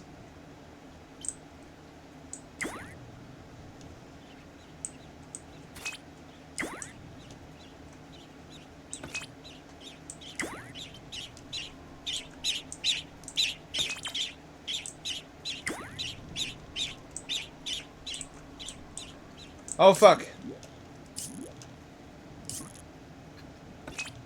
That saves you from deaths, but it's expensive, as I suppose it should be.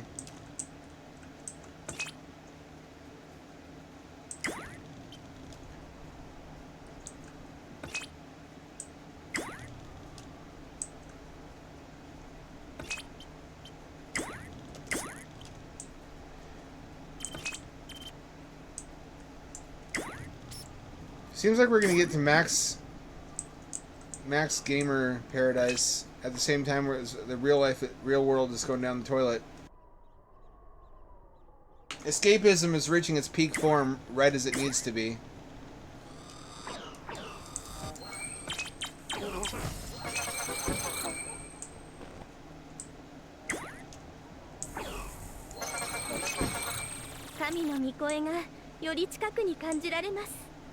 I don't understand Japanese.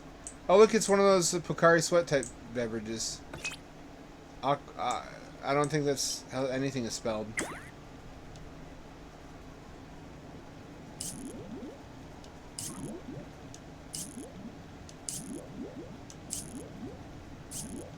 You can kind of glide if you want to waste your pink. You know what they say about one in the pink, two in the stink.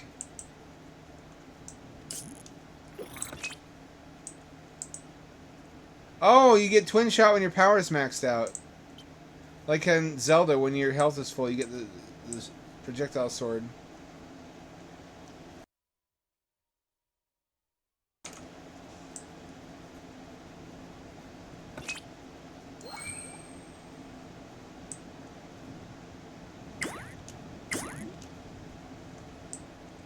So I guess the goal is to get to the very tippy top of that.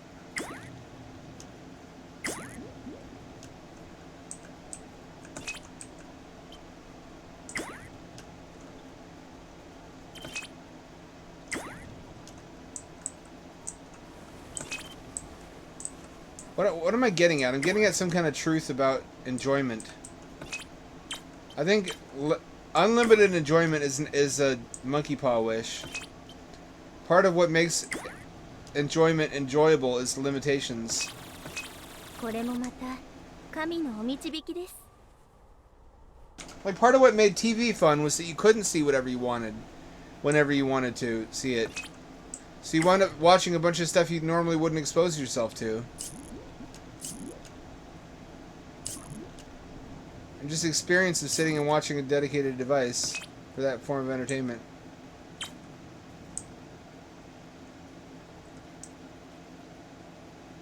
Part of the fun of only having like 3 new games on your Nintendo year was that you played the shit out of those games. You extracted the maximum possible enjoyment.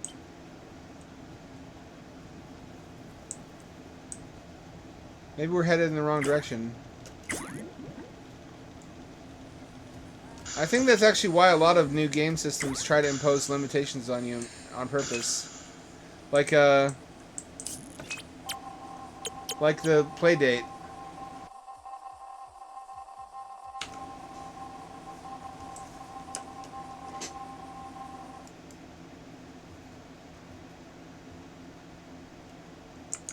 You have not seen the Playdate. Y'all missing out.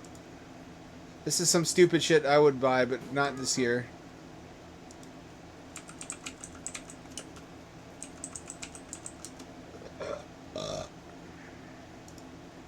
Here's one thing you need to do before buying anything online. Don't spend another dime on Amazon until you watch this first. Watch this. Hey guys, Metal Jesus here, and today I'm back with a video on the anniversary of the launch of the Playdate handheld. This little device is such a curiosity. It attempts to do something very different than pretty much every other handheld on the market, and now that I've lived with it for a year, I wanted to give you my updated thoughts on it. The biggest being, there are now over 400 games made for this thing. That just blows my mind. And so I've downloaded what I think are some of the better ones, or the more interesting ones, and I'm going to give you my thoughts on that, as well as just what I think about this thing now that I've lived with it for over a year. And if you remember my original review video, I was pretty critical of this thing, but I also think I was pretty fair. There were some things that I liked and some things that I didn't like. But to give you a refresher of what the Playdate actually is, as you see here, it is a relatively unique looking handheld. And it has really 2 unique features, the first being that analog crank right there.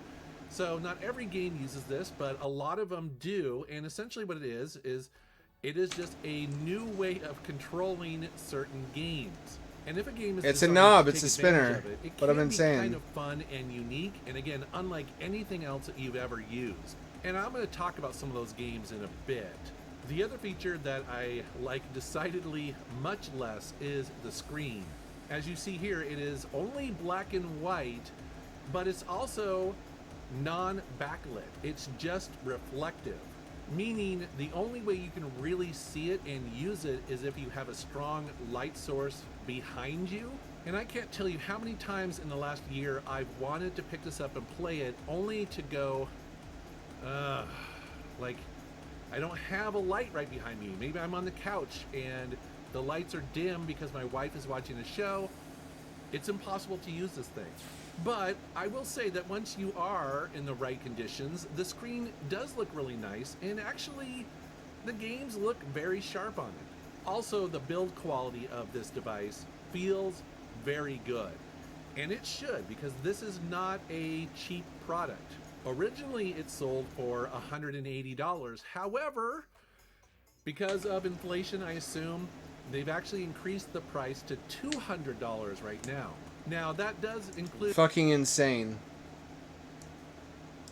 I'll just say no to that.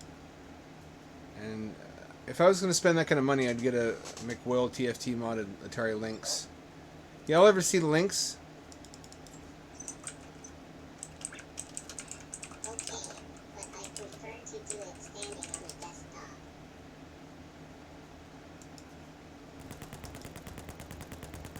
Come on. This is never what the games are either. I would actually play this one, but it's always just like a Bejeweled knockoff. Two Atari Lynx, yeah, with 10 pens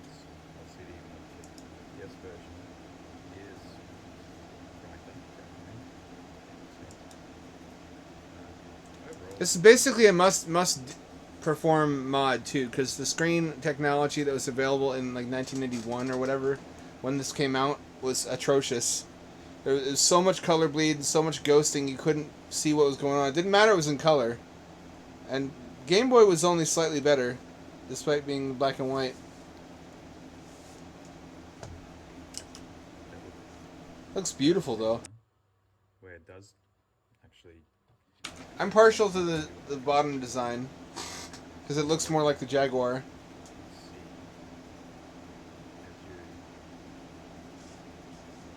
This was a 16-bit handheld too, with a sprite scaling.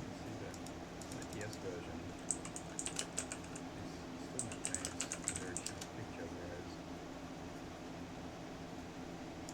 The Atari Lynx was a remarkable handheld system created by Epyx and sold by Atari starting in 1980. Are really spot on.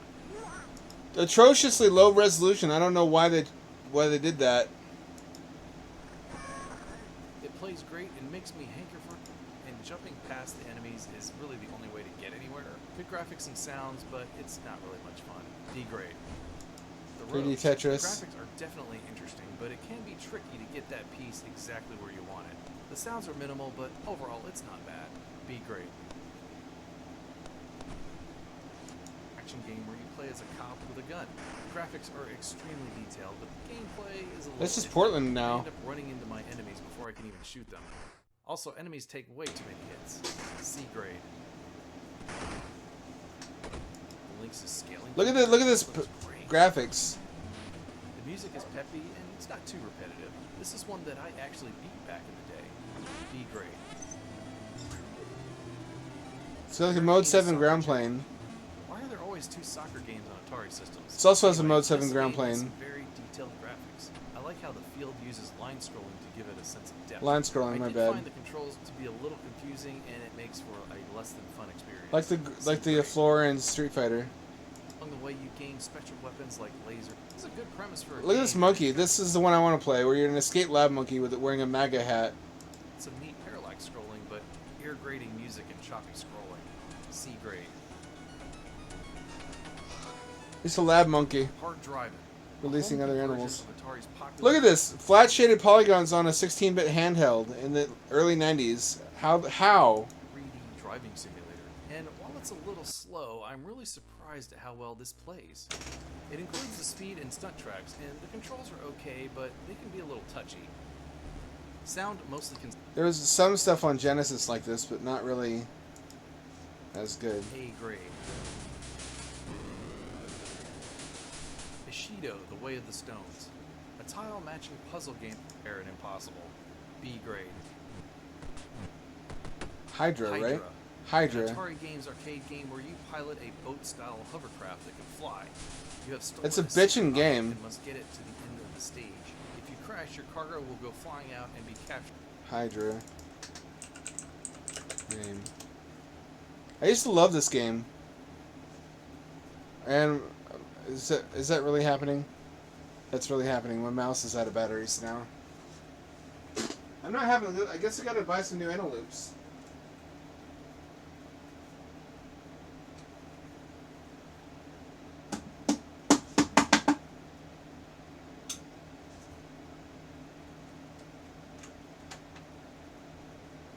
Should be good enough for now.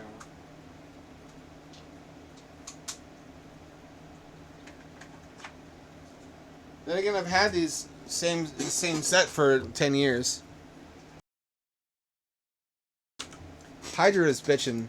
I had dreams about this game. I used to waste all my allowance on quarters for this.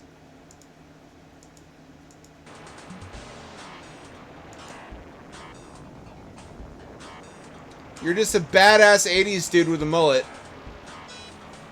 And I want to say you're you're like a drug enforcement agent or some shit, or some kind of cop, and you're fighting smugglers.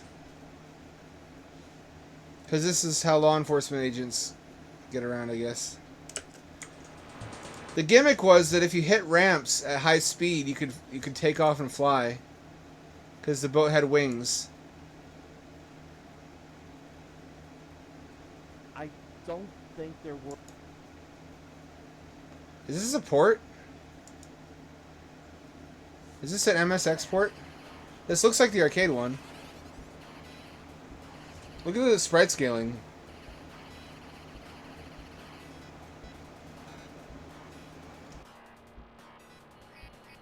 I get it, collect all crystals.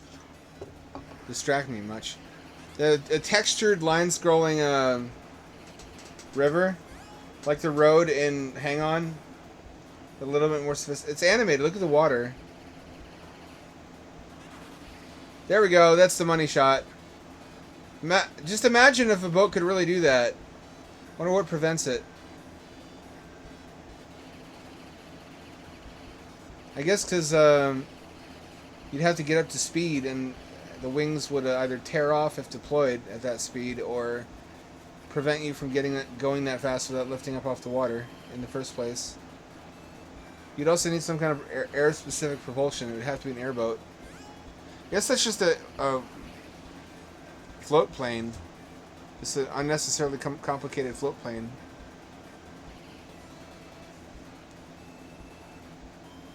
Look at that. The sand is textured too.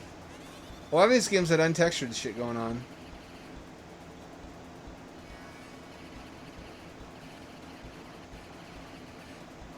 What I really remember about Lynx though is that it had a superb port of Road Blasters. Where is it? Here it is. Arcade classic. Drive your car as fast as possible, shooting enemy cars, collecting fuel pods and weapons, and avoiding road hazards. The graphics are smooth and fast, and it even sounds just like the arcade. A grade. It also had Stun Runner. There was one rich kid who had this in our class in elementary school. Actually, this game kind of reminds me of. We all went over to his house to play consoles that none of us had. It's an interesting concept for a game, and I understand that in two-player mode, each player sees. Taught me an important lesson that if people like you for things you have, your possessions, they don't really like you. Had a great port of Ninja Gaiden. I was surprised when this game appeared, but from what I can tell, this version looks, sounds, and plays similarly to the original. It's pretty fun, just shrunk down. B grade. The lack of pixels is really hurting it there, though. Pac-Land. Remember the Pac-Man cartoon? This arcade game conversion is based on that. And Rampart was pretty good.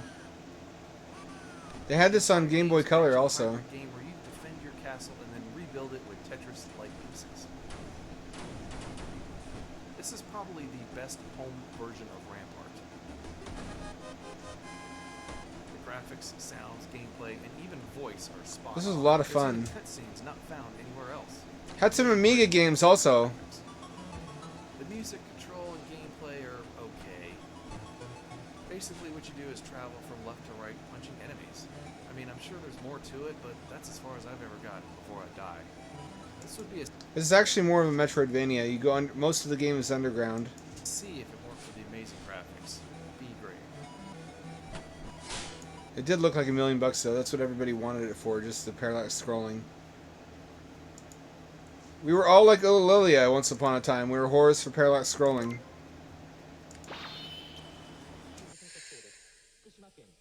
Love me some parallax scrolling. Can I, gamepad? No?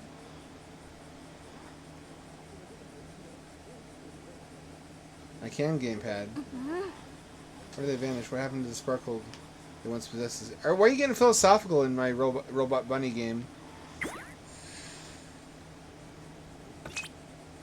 This is not the time to discuss such topics.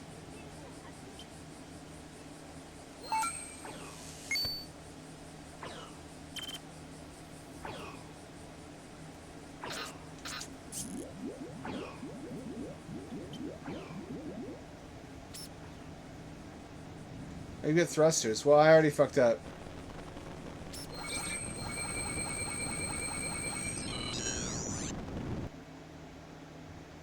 How'd that happen?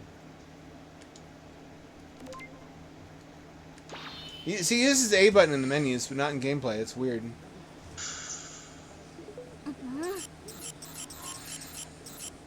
is that what you push to use the backup energy modules? I wonder.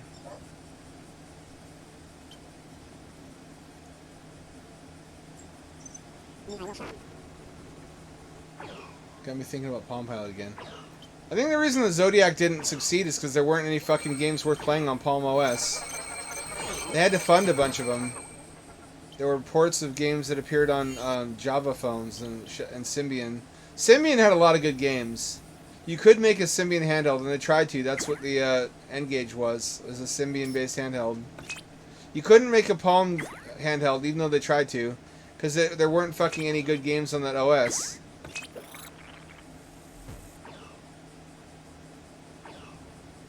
It's a pretty fundamental problem to have. Even though it had its proprietary Duke Nukem game that wasn't on any other platform. Oh, you have to double shot it. This is a cute game. I'm enjoying myself. It needs music, though. I guess that would be a little bit too cheery considering everybody's dead.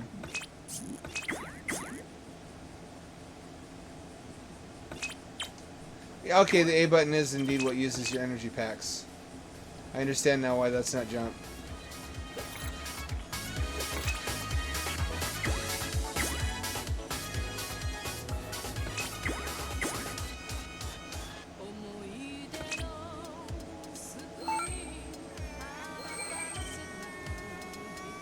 What is that?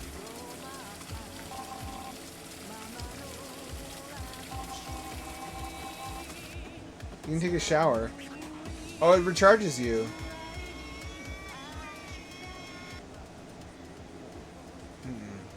Why would water recharge me?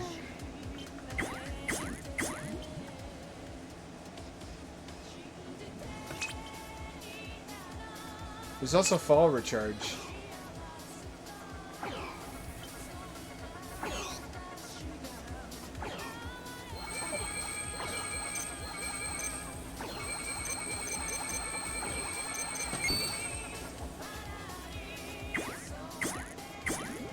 You have to time the jumps, I get it.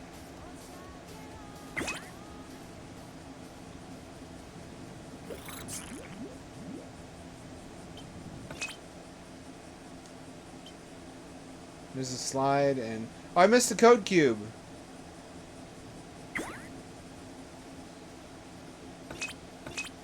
It's amazing how much the game can change in life. Where you think you have everything figured out and you're at the top of the game and no one else can beat you. And then the rules change on you unexpectedly.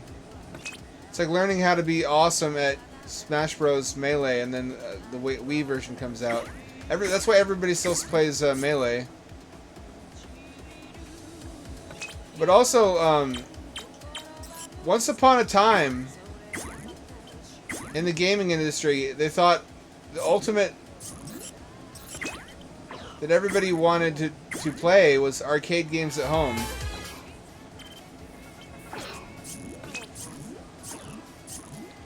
They thought that's what we gotta deliver people. Their favorite arcade games on a home console or handheld. And they weren't wrong. For a while, it is what people wanted. They wanted home versions of those games. But consoles also gave us something that was different. Games we could play sitting down in a comfortable environment for hours and hours at a time, which meant they had to be longer and more involved. I didn't understand any of that. And they completely slept on that.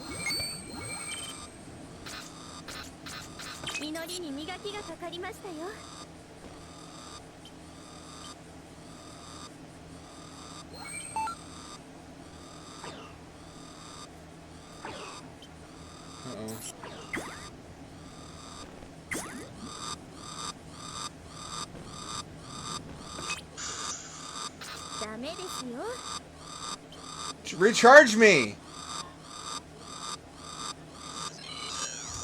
Yeah.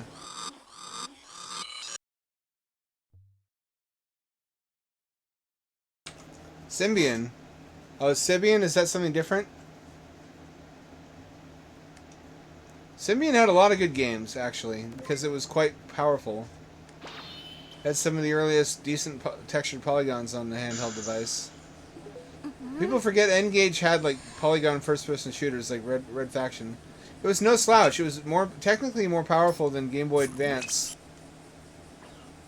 It's just was cringe. You can't be cringe. It's the cardinal sin. Thunderbelt. What is that? Oh, well, I just squandered it, whatever it is.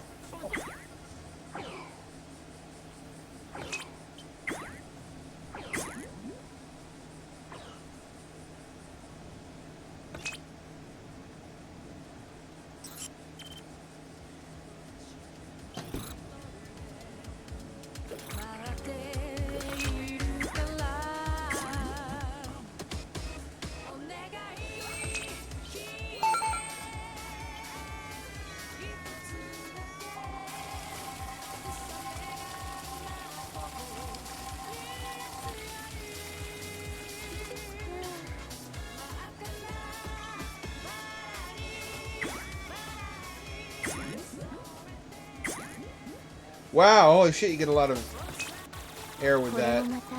I didn't even know it was possible.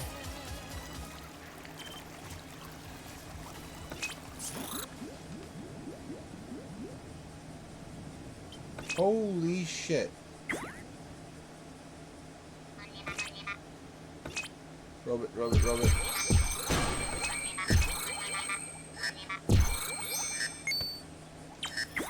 Uh-oh. No. Well. It fucks with your controls if you get damaged.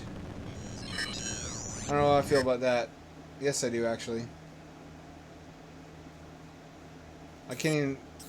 No energy to fix. Huh. Well, BRB, gotta use the restroom real quick. We went off on a bunch of tangents tonight. I didn't mean to. Just feeling in a nostalgic mood lately.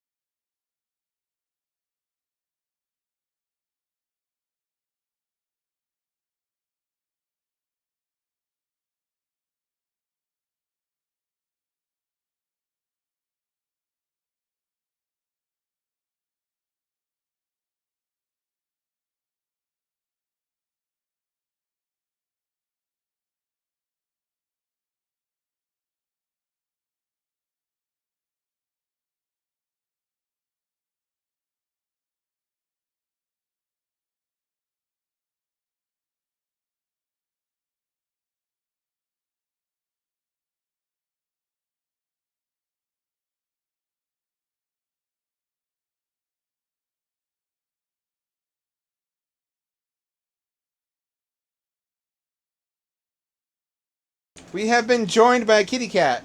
Come here, little cat. You've been outdoors all day. Where the fuck have you been? You're soaked. You're drenched. Are you here to wipe yourself off on me? You are.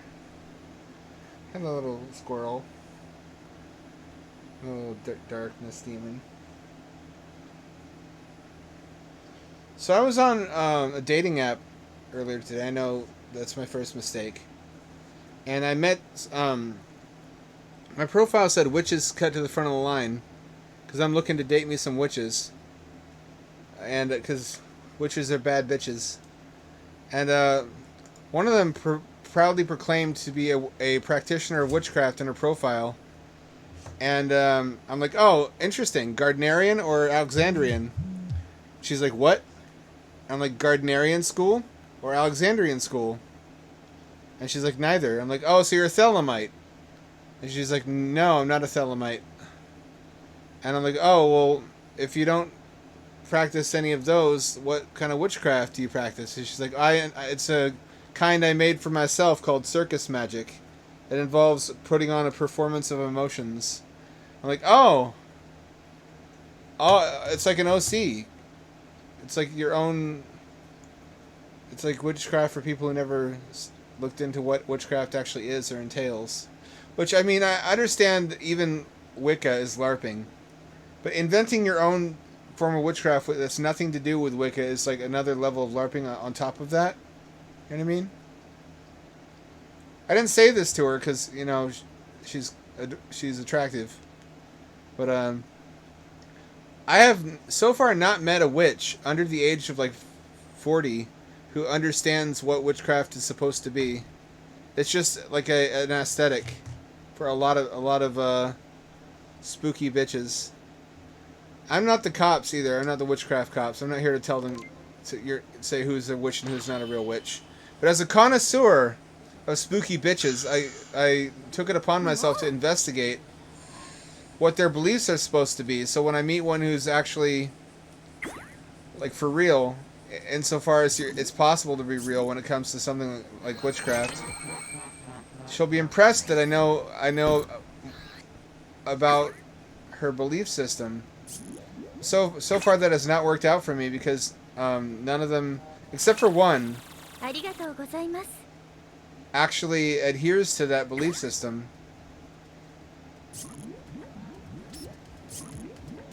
Imagine my surprise.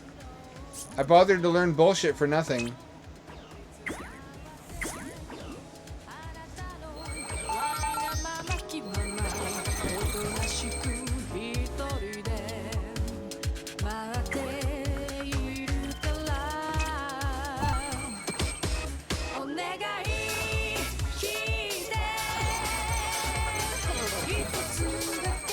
Shit, this reminds me of Paper Beast, and there's a J-pop song that fades in and out depending on. It's just found randomly throughout the world. Are you okay? What are you doing there?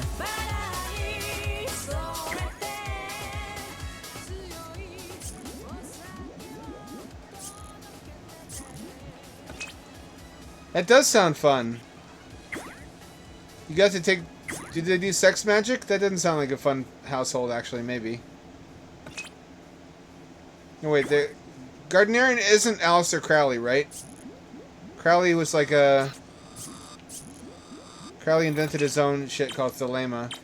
So really, he was a LARPer too. He was the OG witch LARPer, and Wicca is even newer than him.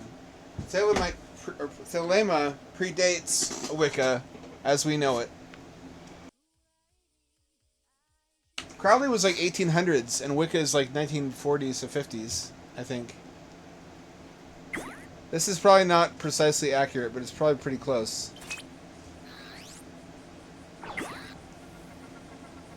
That's egg on my face, though. Learn all about bullshit magic to impress and get in the panties of witches, and then they don't know what you're talking about.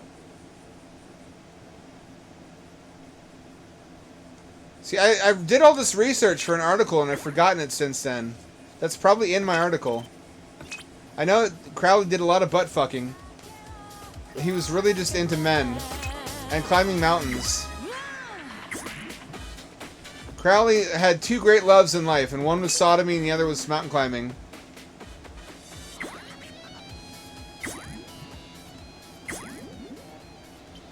He climbed a lot of mountains and he fucked a lot of butts.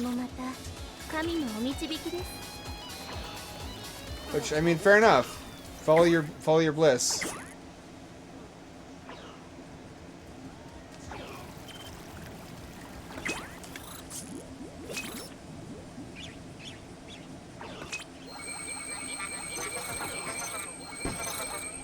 I remember my favorite thing about Crowley lore is when he tried to take a He tried to take control of the witchcraft lodge he was part of by way of a magic battle. He had a fucking Harry Potter spellcasting duel. This is real. I mean, kind of. You know what I mean? Insofar as any of this shit is real, you know what I mean?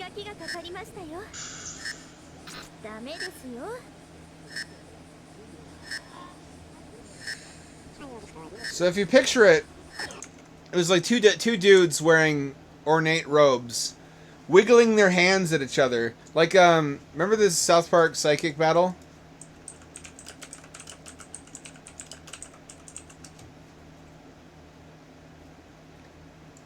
All right, everyone. Oh,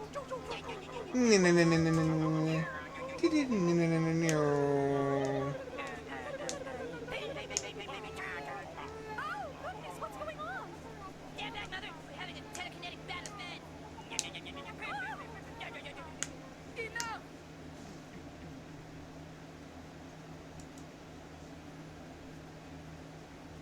Enough. That sucks. I want a real one. I mean, I know there's no real witches, but I want like a real witch. You know what I mean? Does that make sense? I want someone who actually has some conviction and investment into their belief system, and it's not just like shopping at Hot Topic. But that psychic battle was basically what happened between Crowley and like 3 other guys, and how they eventually beat him was they kicked him down the stairs, and he rolled down the stairs and out the front door, and they shut the door behind him, and they changed the locks. They magically changed the locks. They changed the magical locks.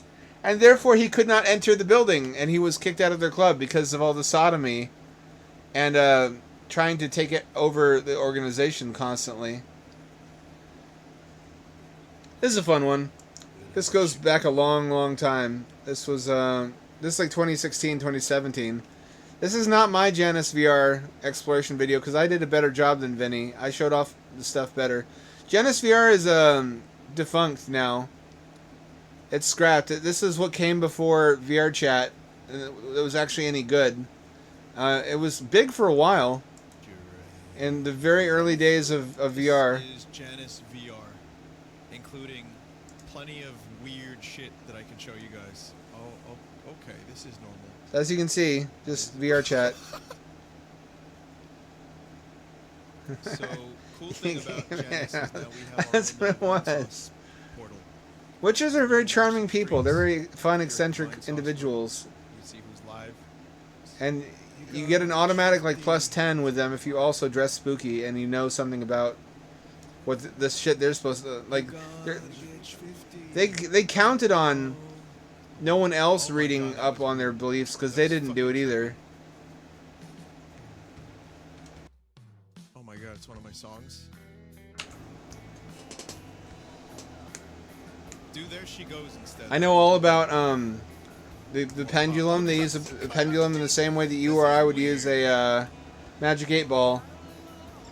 It's like the same principle as the Ouija board, the ideomotor effect, where you dangle a pendant above your hand, and if it swings up and down relative to your fingers, then the answer is, I think, yes.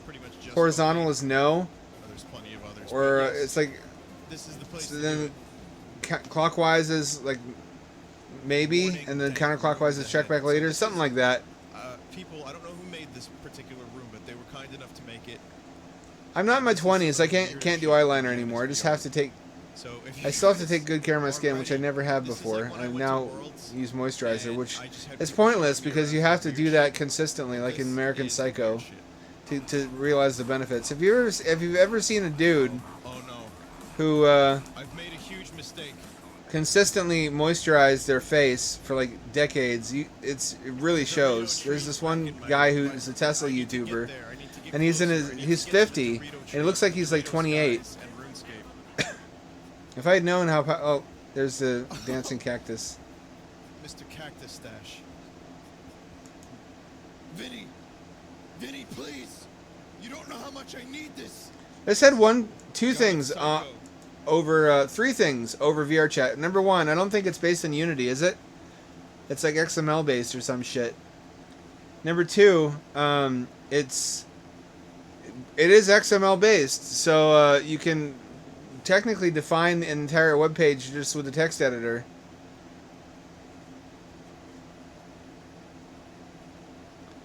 And number three, it has portals. You can see through the portal into the world you're going into. This is the world I talked about, the Xenombine. This is where I learned about the Nier series of games from, because N-I-E-R, Nier. Because that's where the theme song for this world comes from. It's very, very beautiful and sad. Once there were trees full of birds. Okay, you wanted weird. How's this for weird? What's good, Strategif? We're watching some Janus VR explorations. I made my own video. If y'all want to see this, this is a defunct 3D metaverse, kind of like Active Worlds, but designed for VR from the outset.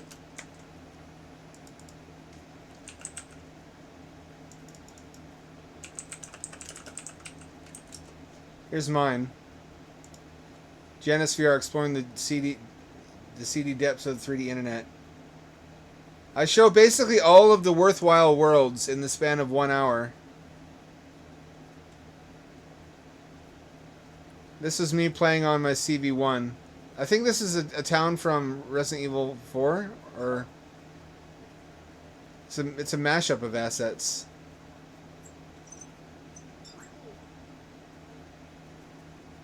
There's a really good cave story world.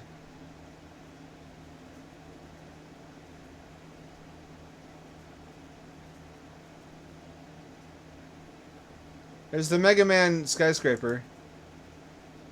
There's a lot of 3D NES worlds. Here's Cave Story, which is a lot of fun to fly around in. Scripting was very limited compared to VR chat, though. I was really impressed with it at the time, but you couldn't do as much as you can in VR chat, so they didn't really have game worlds. They had some interactive stuff, but just barely. I was impressed with the shit. Impressed my pants off, though, in like 2016. One of the things I really wanted VR for. It's luck of the draw, though. It could have been anybody's game who became the default metaverse, and it's not going to be Facebook, much is for certain. And if you're asking, can we go explore this as a stream? Sadly, no, we cannot. It doesn't really exist anymore. You can find the client on the Wayback Machine, and I think they still host a salvage world. It's like one room with portals to like 8 or 9 of the most impressive builds. But it's a shadow of what it once was. I mostly hung out in this Game Boy world. This Game Boy themed environment. Oh, here's Frogger. But it didn't count points, so it wasn't really a game. Here's Pokemon World.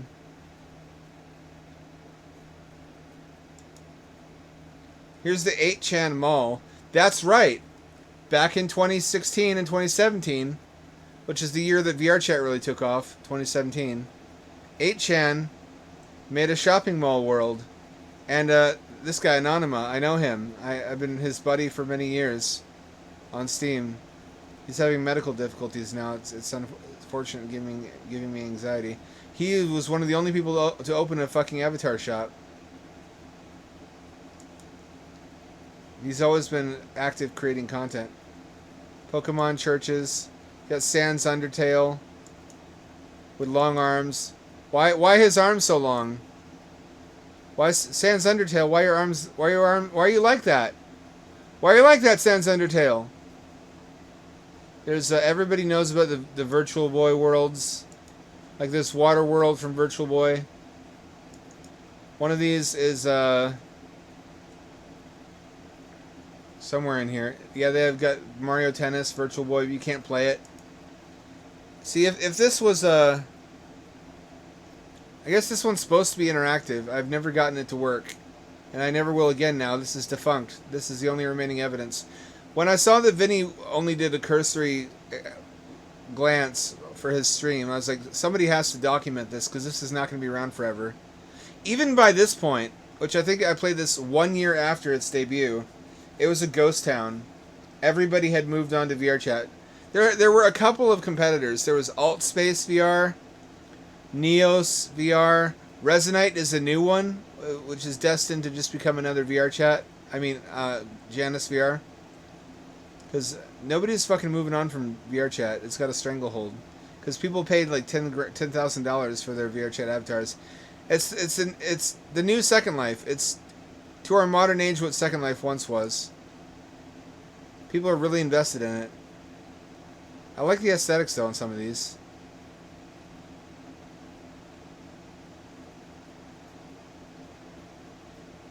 Really looks the part.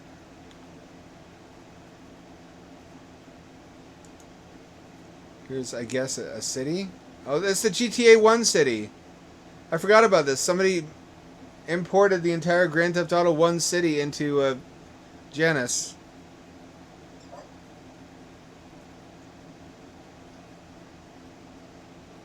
That would actually be worth still visiting it for. If it was still possible to do so. That's making me sad. It's making me feel wistful. I didn't ask to have no wistful emotions tonight. There's a Reddit world. Probably for the best. It's dead now. They got Kakikaro Village from Zelda 64. Like, a lot of the same stuff that you would see now in VR chat. It was just VR chat before VR chat.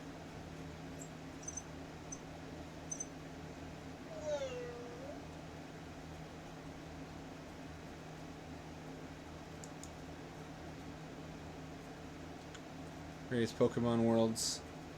Very interesting aesthetic. Very rendered 96 aesthetic to it. There's the bedroom from Serial Experiments Lane in here someplace. I don't remember where I visited that one.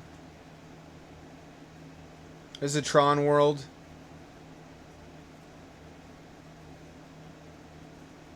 Try to find it.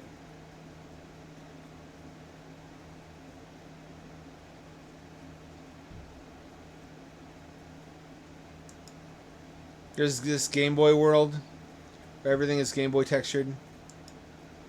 It's like an RPG village.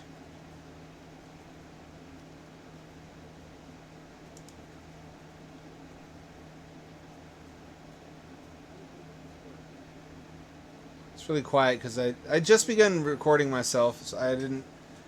Also, I had nobody to tell me that it was too quiet. So anyway, if you care about any of this shit and you want to see what this was about, it's on Hamdad Plays. You got to scroll way the fuck down though.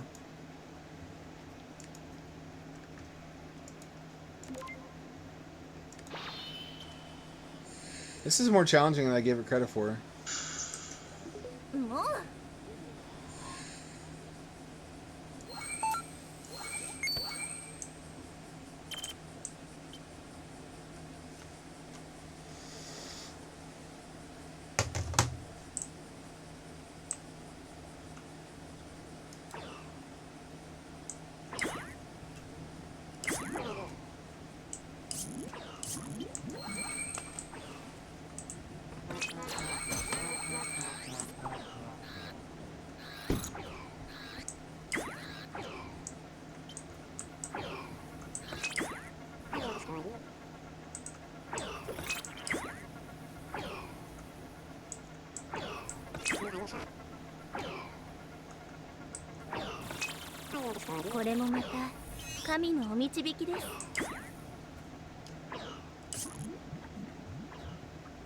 I forget how to use my items.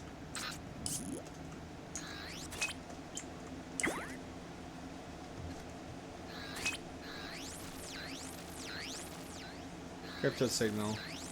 That's for secrets, right?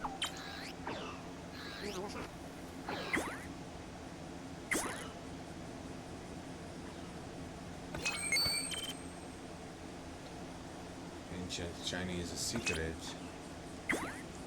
Why do I feel that way? I felt the same way about Worlds and Worlds.com and Active Worlds, which are two separate things, by the way. 3, 2, 2.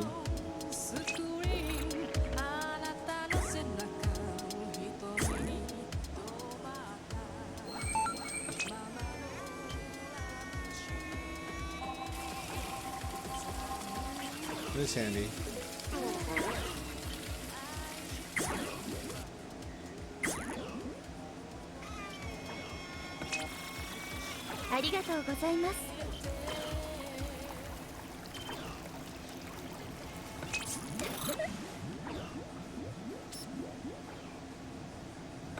I can just get up there, can't I?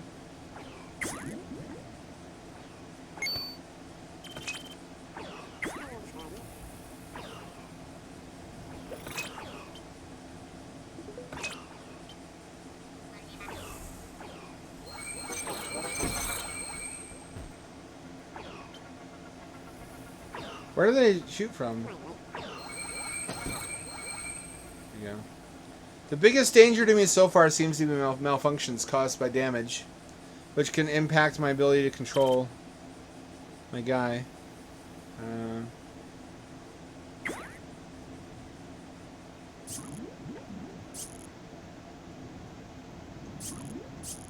How come that triple jump didn't work that time?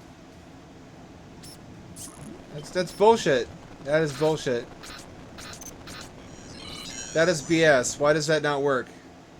Do I have to hold it? You gotta know when to hold it. And when to fold it.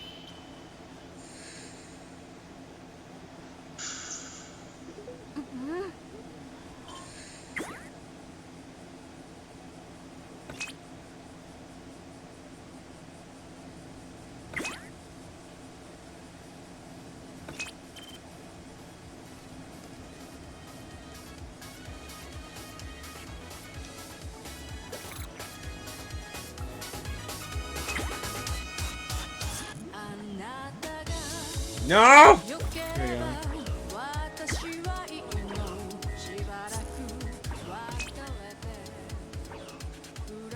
And the controller died again. Unbelievable. That shouldn't happen.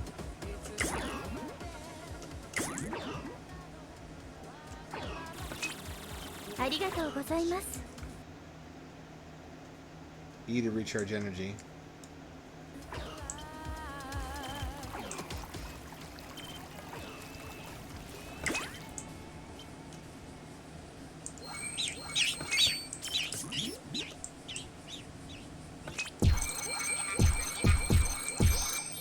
Fucking die. Not this time, Satan.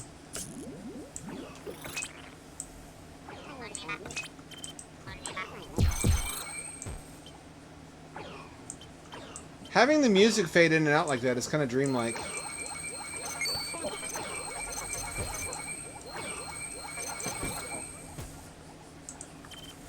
Are these my enemies? Why are we fighting? Why must we fight? Why can't we get along? I mean, you no harm.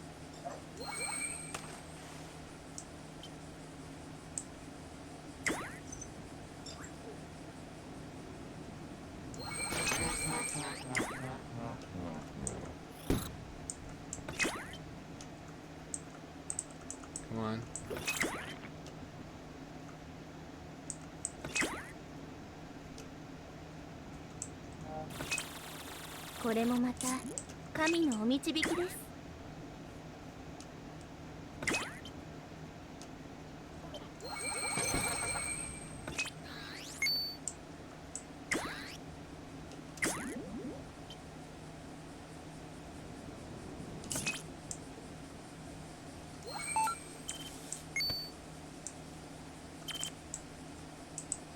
Go. This is kind of chill in its own little weird proprietary kind of way. The ambient sounds when the music isn't playing are also pretty compelling.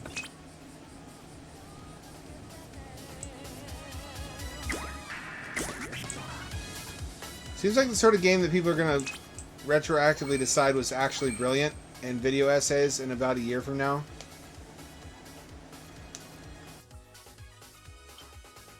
Like, actually, it has many unexamined cerebral themes that only patricians such as myself would understand. You had to be a relatively high IQ to get Forza Polpo.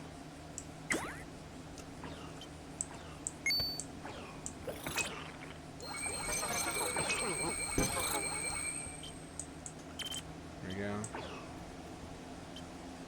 Who's shooting? Who's shooting and why? Why shooting is the bigger question.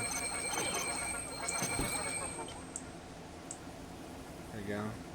Can I get 11? I can get 11. I guess 99 is the maximum. I've been up there. Oh, there's the next one. Okay. Question is, how the fuck do I get all the way over there?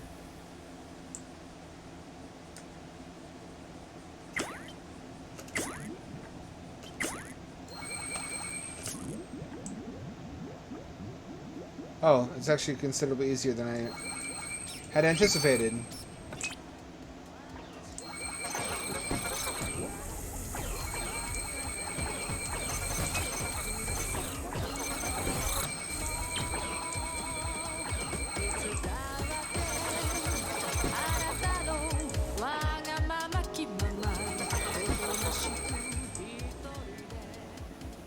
Hot damn.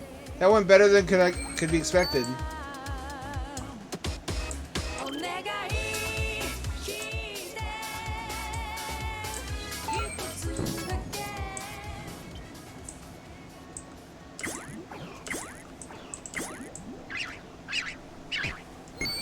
I don't think so, little kid. There we go. Now I just have to get back to the opening. Yeah. Water Slide Simulator 2023. This is what today's gamers want. Also, more versions of Skyrim is what today's gamers want. Also, according to Todd Howard.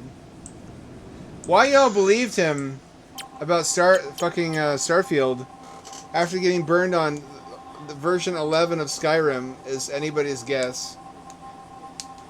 That game came out in like 2012 or some shit. This is actually pretty good so far. How many zones are there? Looks like we have to unlock the next page. Making good progress. This feels Sega-ish. I think it's all the flat shaded polygons. Why would you let your head be bowed?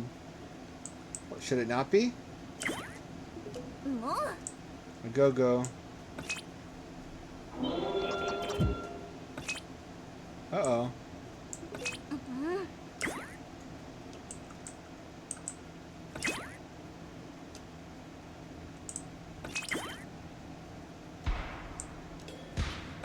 This is a boss battle of some kind.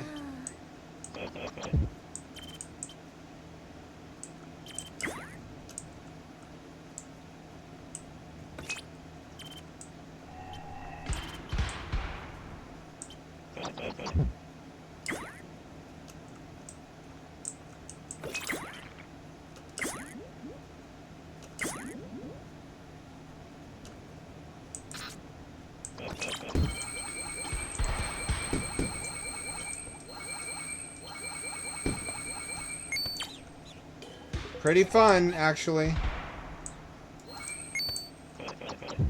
Oh, I destroyed Bunny. Why? Why would I do that? If you like being whispered to ASMR style by Japanese women, this is the game for you. And really, who doesn't? It's very calming.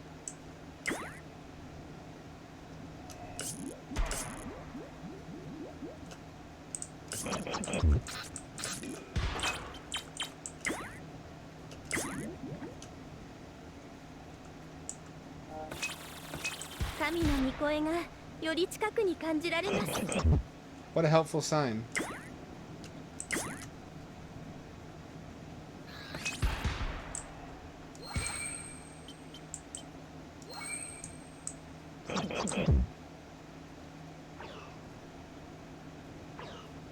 I'm behind the billboard.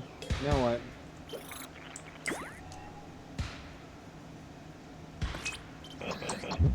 What to make of this? Oh, I see.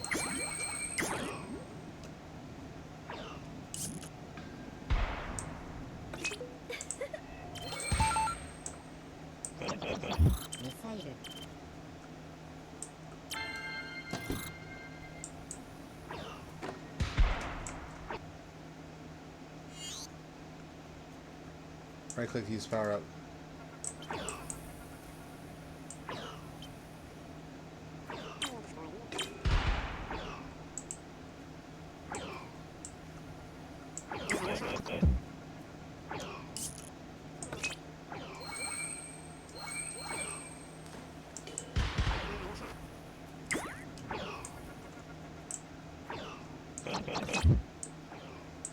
Oh, it's got destructible environments, maybe. Or those are just like that. Where'd he go?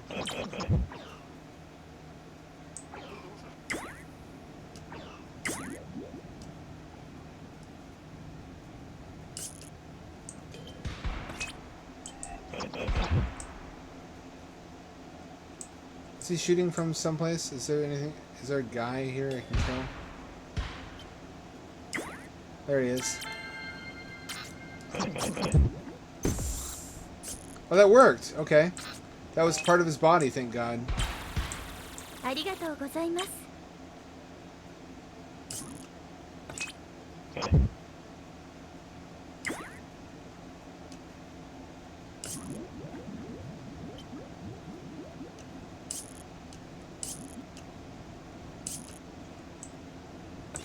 There's a cat, isn't? No, it's a bird. It's a cat bird. You know how it is.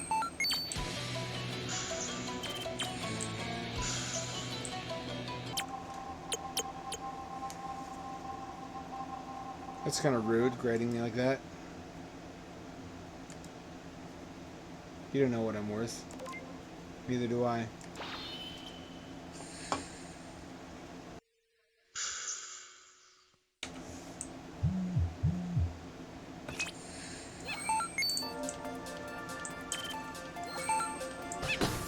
Ow, fuck.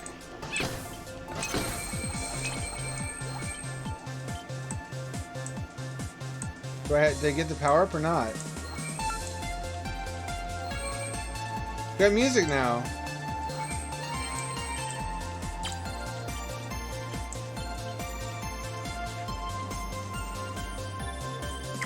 This is more like the game I expected.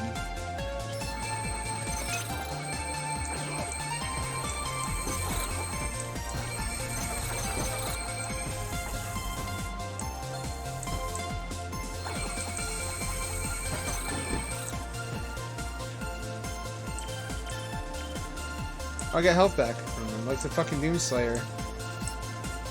Well, not exactly like the Doomslayer, but in principle.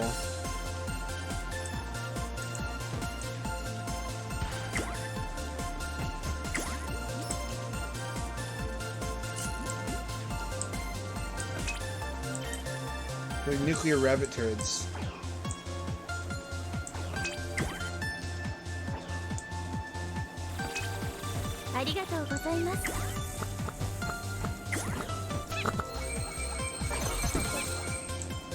I can jump on shit. Why would I not have figured that out? You can do it in Jumping Flash.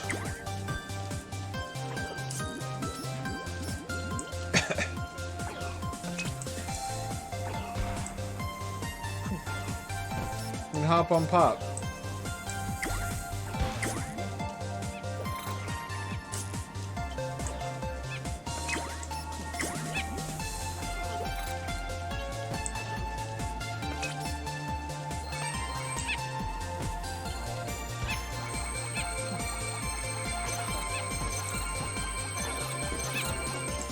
Well, it feels very Japanese. Let me begin the review that way.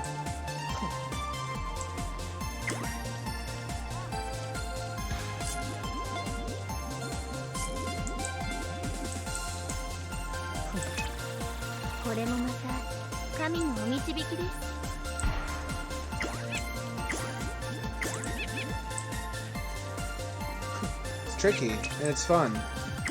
It's growing on me, like ball cancer. You can sneak, you can hide. And it disrupts your signal. That's adorable. Are there stealth sections later? This would not be the game to put those in. What do I know? Japanese robot bunny game.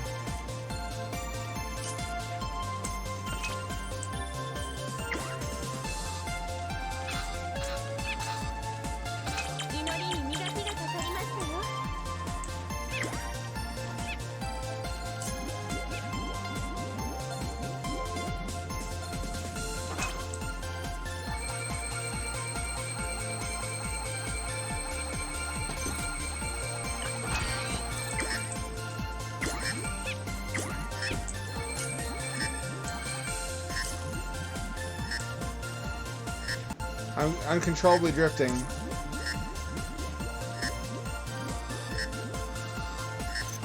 I had 2 out of 3 cubes! I had 2 out of 3 cubes! Fuck you. That's the most annoying mechanic in the world, is that you lose control of your fucking character because you get damaged. I kinda don't want to play anymore tonight. I might go back to it. Maybe 11 passion. I hope it shows every time you play. Solo dev. Thank you for choosing so. Oh, now I feel bad. It's compelling.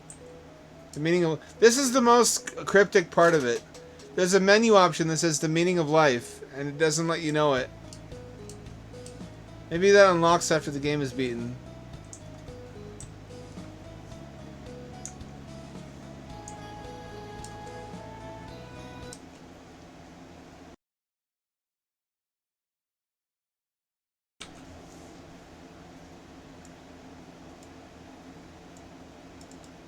Let me keep that open just in case. There's some other things I might want to show you. No, I still have new Steam content, don't I? Played Orbo. Played Forza Polpo. Paranormal. Paranormal. What's the... One of these is perfect for spooky season.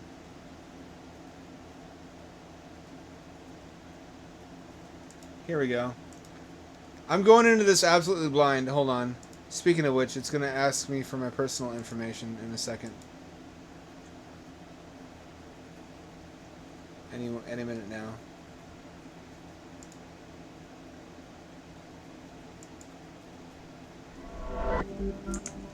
It actually didn't do it. It hasn't done that in a while. I wonder if it's going to stop forever.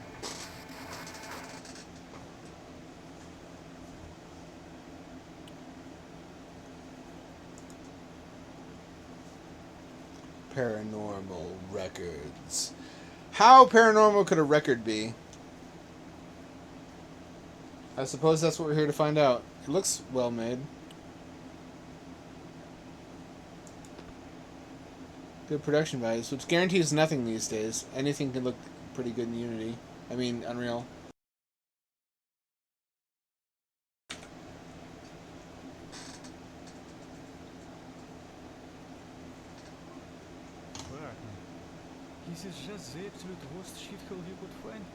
Well, oh fuck. I could have found a worse one, but we'd have to go to your motherland for that. Yaroslav. It's just one night, and then we'll get renewed for another season. Or not. We're fucking better. Give it your all and don't fuck up this, okay? Yeah. I need you to emote hard and give me the juiciest shot you can find here. The show is on the line. Yeah, I got it. Yeah, well, this time I have really outdone myself. I trust you have your stomach full. Screw you. Oh, and just so you know, all the needles are authentic. They are not frost. Fuck me. I'm getting conflicted here, aren't I? That would definitely boost our ratings. Dickhead. Hey, I'm not just any old dickhead. I'm your favorite dickhead.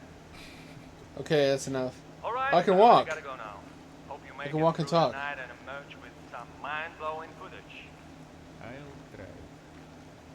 We believe in you, Rachel and I. She's talking about you all the time, Father. And it's nothing but praise. Rachel? Alright, I'm out. I'm running away late. What are you talking about? Have a good shoot. Bye. So it's Paranormal Activities. Same С premise. каких-то пор они с Рэйчел общаются. Пс, сука. We're an Eastern European lad. This does not run great, which is a bad sign on my 2080. Do I have a flashlight? I don't.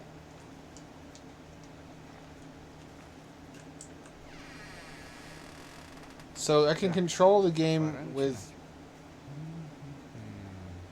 Кадры посочнее. Были бы они еще тут. Ладно, попробую начать у окна, а дальше посмотрим. Do I, what do I do? Am I recording now? Hello again, товарищи. I am Ivan Лайтов, and today I am in... Блять, как же это заебало. Ладно, еще раз.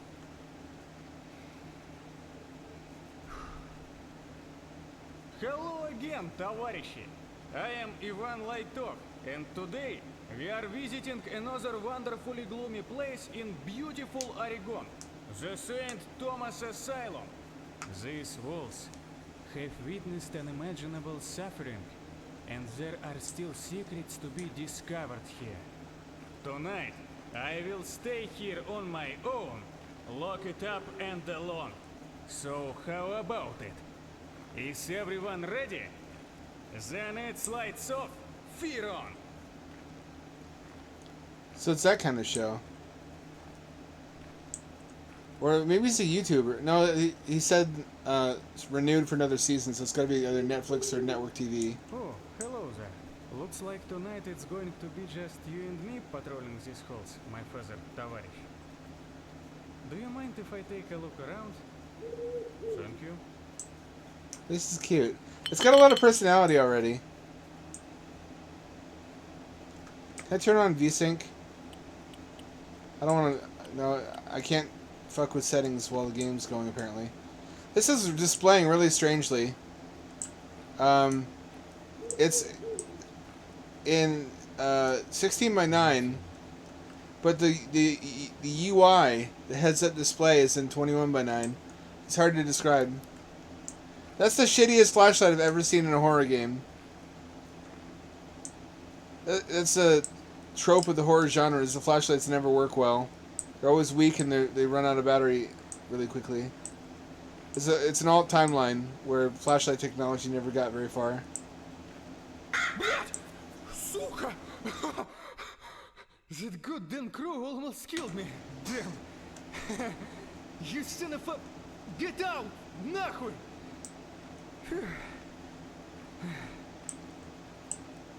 I'm liking this. This is charming. Is that important? That looks... Some of these documents look potentially important. I wonder if St. Thomas is a real asylum in this state. Maybe I'll go there.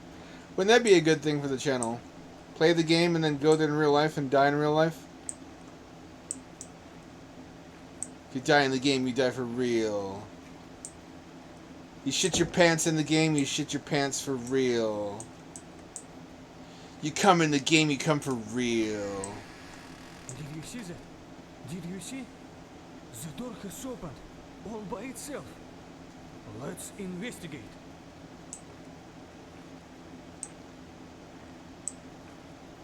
Nobody here, but we might find something that could lead us to the ghosts in here. Oh, UV flashlight, fancy. Do you think this could be one of those hospitals? The ones that, you know, abuse their patients? Bля, I read about this one guy in Arizona. He was a nurse and a rapist. That was just пиздец. Those poor, unfortunate souls.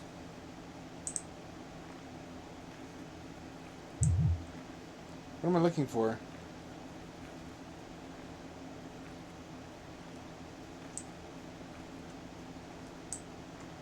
Anything in there? Should I be looking for cum? It should glow, shouldn't it?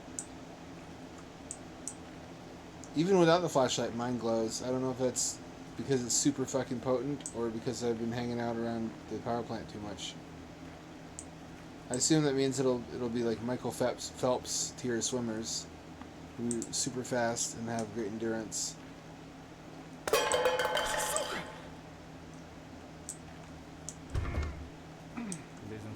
It won't budge. I sure could use a good Soviet primer right now.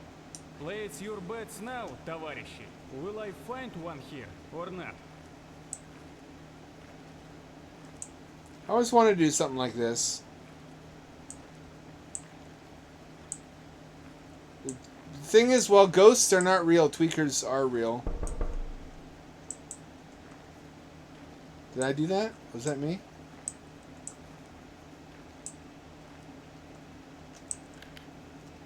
Do you hear that, товарищи? Crickets. In November.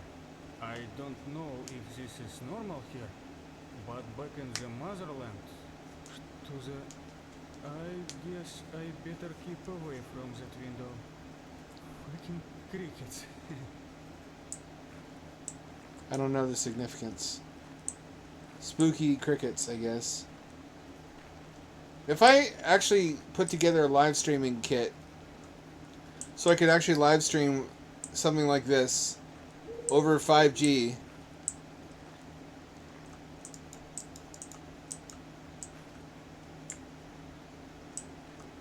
Well, this is no Soviet primer, but it will do. As you might have noticed, товарищи, the St. Thomas Asylum is in a somewhat sorry state. It was shut down in 1988 in the wake of a corruption scandal. Chief Medical Officer Isaac Goldman and his underlings were fencing drugs and pharmaceuticals, stuffing their pockets with ill-gotten dollars. Eventually, the entire St. Thomas staff was under investigation, so the patients were transferred to other facilities. St. Thomas was temporarily shuttered, but, as they say back in the motherland, нет ничего более постоянного, чем временно. that is so true. That's so true. So what's this guy's deal? Is he faking the accent, or is Oregon exotic, an exotic location to him?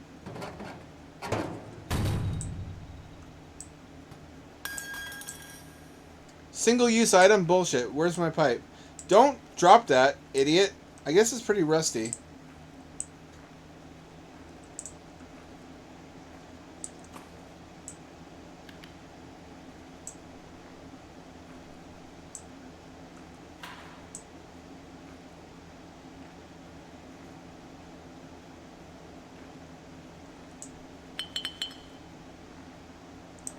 Nothing. This is pretty good so far, actually. There's weird compatibility issues. Like, the thumbsticks work on the controller to walk around and look around. Usually it's one or the other. None of the buttons do anything.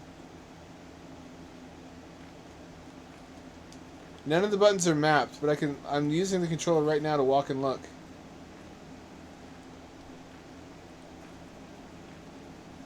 What a fucking cock tease. Hi. Hello. Just checking up on you. I'm just getting started, and I already wish I brought a hazmat suit. I'm serious. This place looks like you can get hepatitis if you just stare at the walls long enough. It can't be that bad. That's what I was telling myself 2 hours ago. Are you sure you can make it through the night? John made sure that I will stay here all night. He locked me in. So yeah, that's how that is. Oh, how thoughtful of them. Sure is. Hey, are you home tonight? No. I'm actually going out with Megan. Megan? I thought you don't talk to her anymore. So did I, but here I am. Look, I really gotta go now. Got it. Have fun. We will. See you, Yari. Love. Yarek. Is that my name? I thought it was Yaroslav.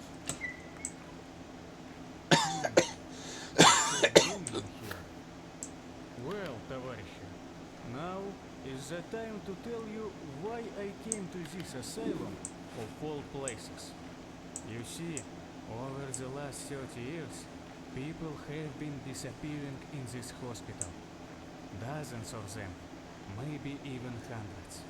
Official reports will not tell you anything about that, because most of those people were hobos and junkies. But locals say that St. Thomas Hospital has consumed them. Tonight, I will tell you 3 stories that are unlike many others, independently verified, and made a lot of noise in Oregon back in the day. There are 3 places in this asylum that play a major role in those stories, and I will visit them all. I will try to contact the It's a silly spirits room. of the missing people in those locations. I don't know if I can do it, товарищи, but I have a good feeling about this. It's a silly room. You can bounce off the walls and be as silly as you want. And they bring you baby food. What more could anyone ask for?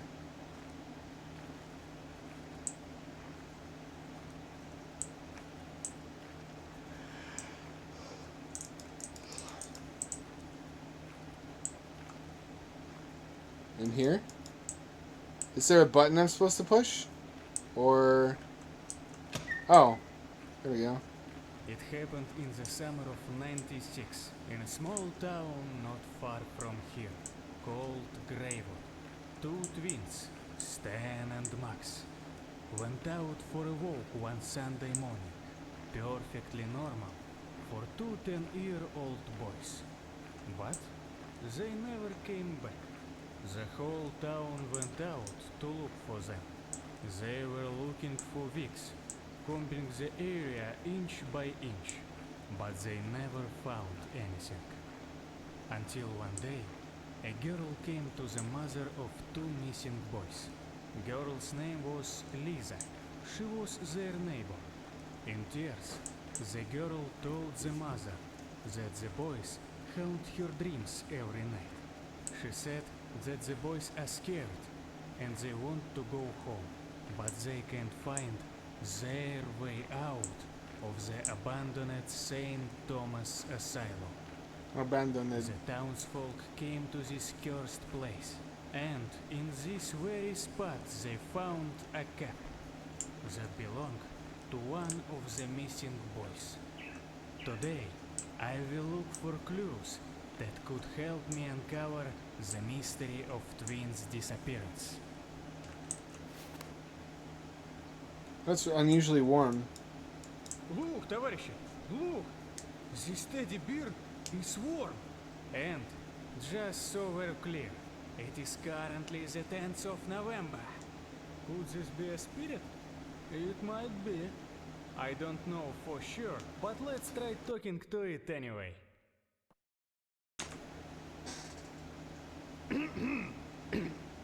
Stan, Max, hello to you both. My name is Ivan. I came to talk to you. That is Yaroslav. If you hear me, say something back.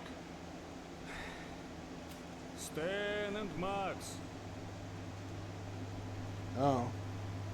Uh-oh. Uh-oh. Is that the demo? Oh, bullshit. It was just getting good. Production value is pretty good. It's just a walking simulator so far. I mean, it does what it sets out to. It's trying to be Paranormal Activities in game form. And graphics are good, assets are good. Voice acting is good, given the accent. Characterization is good. I don't see anything here to dislike. This would be a fun little single-player romp this one time through when it comes out. You bet your ass I added that to my wish list.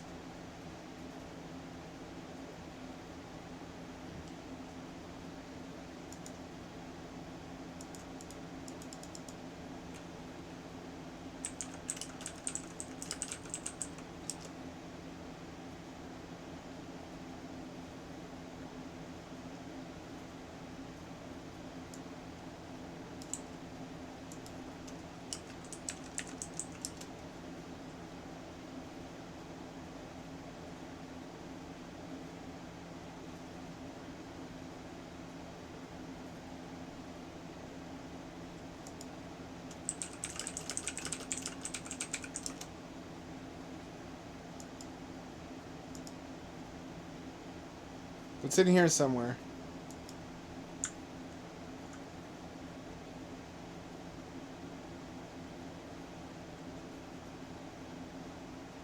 Max. I remember it being max power. It couldn't have been. That's a Simpsons episode.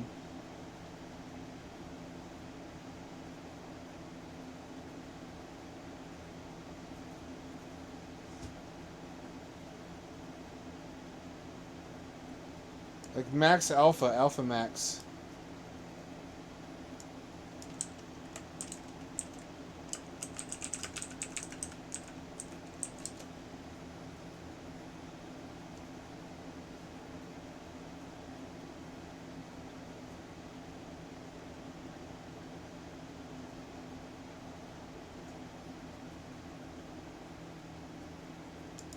This is one I think I had.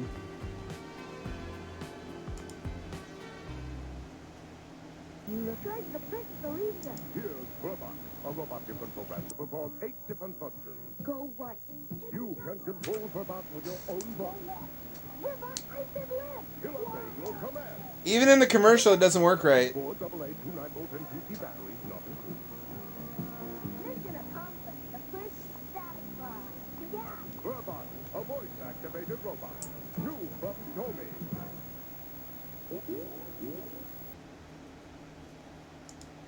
This is the one I don't think I had Verbot, I think I had Omnibot. I recognized the dome. It was just an RC car, basically.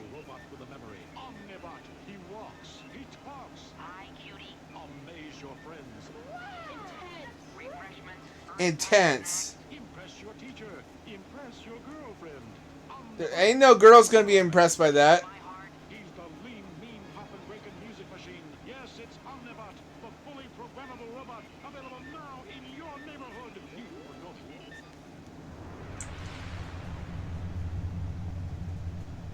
Then they had a giant one. This was the one to have if you were loaded. It actually this is the only one that had working arms, and I think only one of the arms was actually motorized either. I might be wrong. And a lot more functions, as you can see.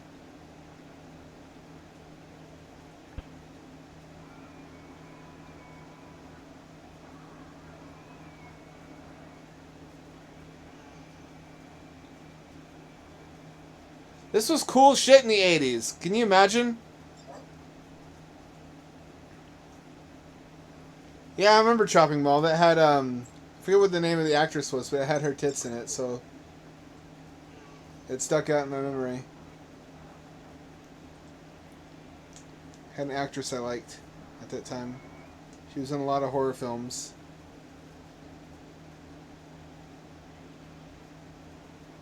See, it's like two in one. It's like an RC car and a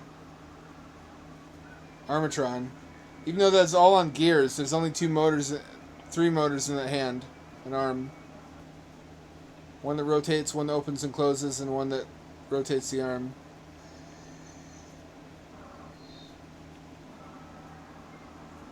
These often ran on either disposable D cells or they're rechargeable, but they use 12-volt batteries, lead acid, because there wasn't lithium. There just wasn't lithium as an option.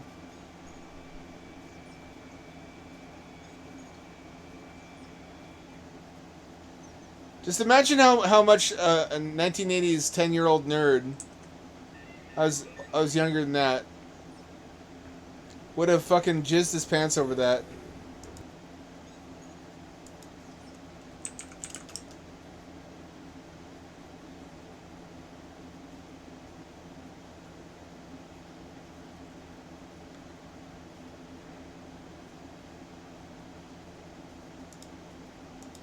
Imagine playing Berserk on the Atari 2600, and then you can actually play with a real robot.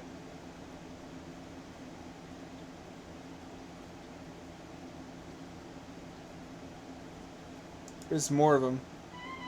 Oh wait, that's not what I thought it was. There was a false start for robots in the 1980s. You could buy a whole bunch of robots. Basically what happened is microcomputers from that period had become small enough and affordable enough, like the Spectrum, that when you added it to something like an RC car, you had the makings of a programmable robot. So I thought, okay, all the pieces are in place. Now's the time to go full speed ahead and sell people home robots. Problem was, it couldn't fucking do anything. Like a 8-bit computer is not enough for a robot to do shit. And they had very minimal built-in functions. They didn't have anything like AI.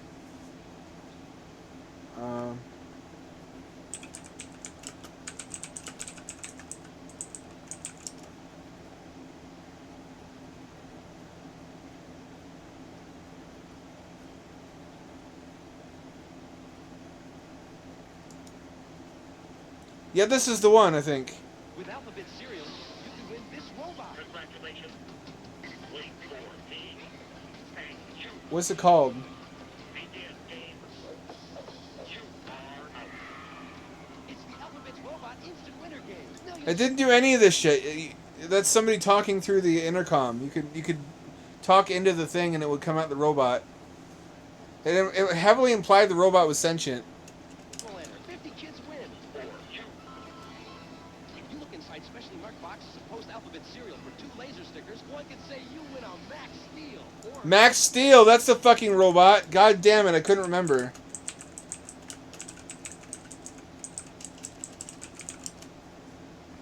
This is actually even worse than the Omnibot 2000.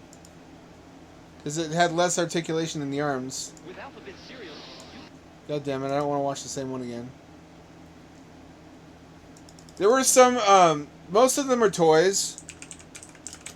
Some of them were serious attempts at home robotics that were just way too ambitious for their time.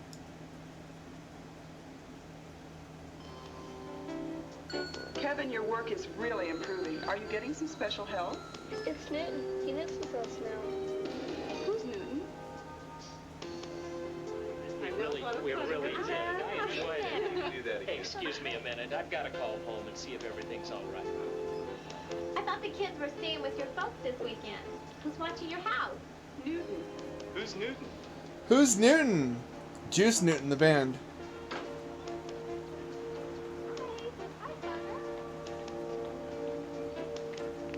Look at all these happy, wealthy white people. With your family gone camping, I'm really surprised you got up this early to meet me.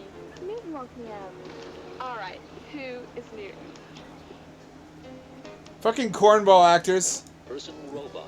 Spoilers, this is Newton.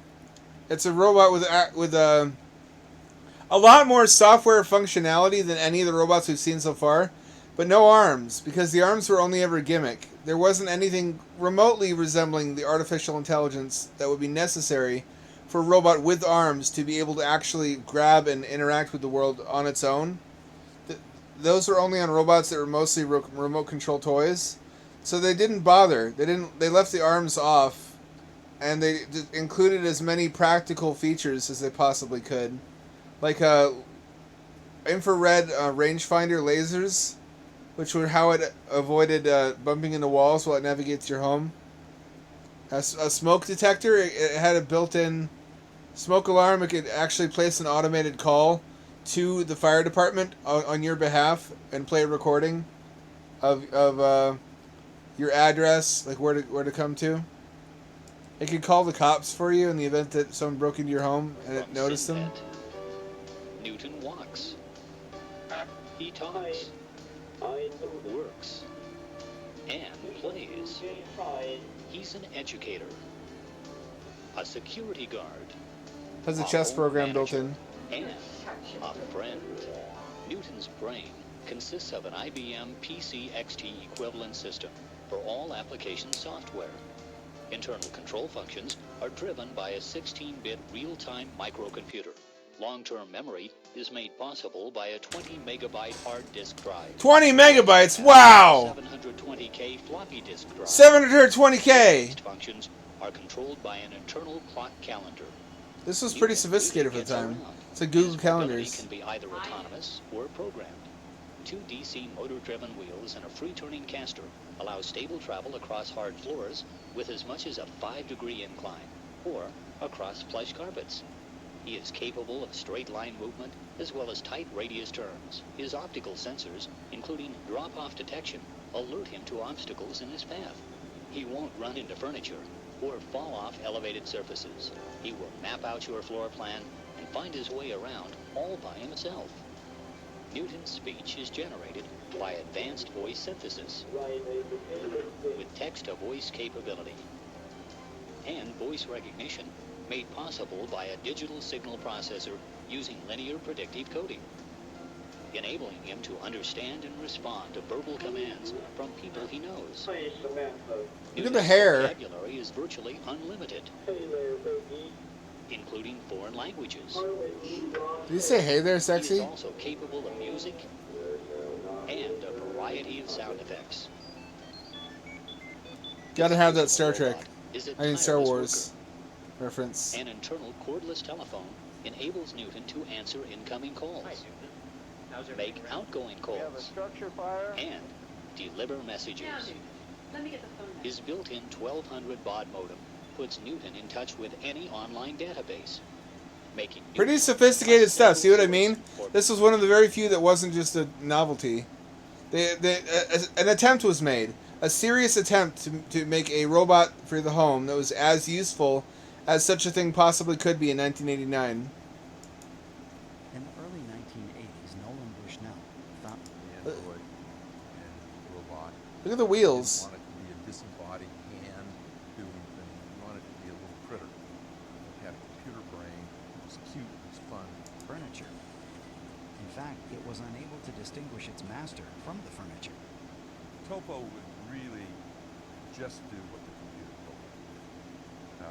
No. It was endowed with far more intelligence and autonomy. It was known as Bob. Bob was the Cadillac, the Starship. This was meant to be the be-all and end-all robot. Brains on board is what it stood for. It had multiple processors, a cool operating system, and censored to the hilt. Bob was completely self-contained. It was equipped with dual reprogrammable computers. I don't know what you mean. Sensors to detect and recognize What human timestamp? beings. There's a Ultrasonic delay. Sensors to navigate through the house, as well as speech and voice recognition. Your humble servant. Bob, get me a beer.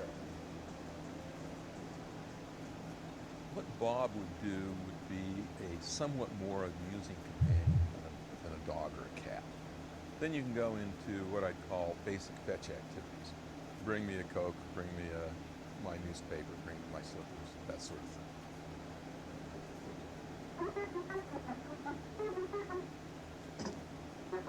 Oh, you had to buy a separate dispenser or some shit? You did, Prices apparently. for Androbot robots range from about $700 to $2,000. This Coke's for you. That's in fact a beer. Thank you, pal. What timestamp was it? Did you see something Despite spooky? glowing early projections, lack of funding, and the limitations of 1980s technology forced Androbot out of business. It's really sad. This sort of shit could come back now, though. There are various robots that do the same If you kinds wanna of learn things how to edit nowadays. really well from professional Hollywood editors, we're going to show you the stuff that nobody else is teaching. Daniel, I am Hero Junior, your personal robot. I am your friend, companion, and security guard. Let me demonstrate some of my capabilities. I can see light. Please wave your hand in front of my sensors. Was that your hand? I can measure distances. Please hold your hand a foot or so in front of me.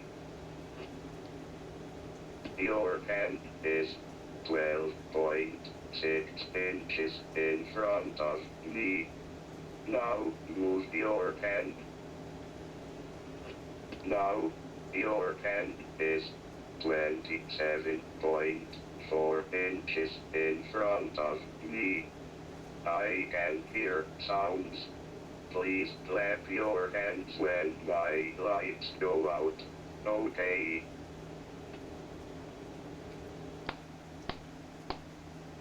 Kind of. Hurry. That was PB Herman robot from Flight of the Navigator. I can speak in English as I'm doing now, or I can make up my own words. For instance, in 3, you testes of a ruin, I can move about and Listen to that. avoid most obstacles. I can be your security guard.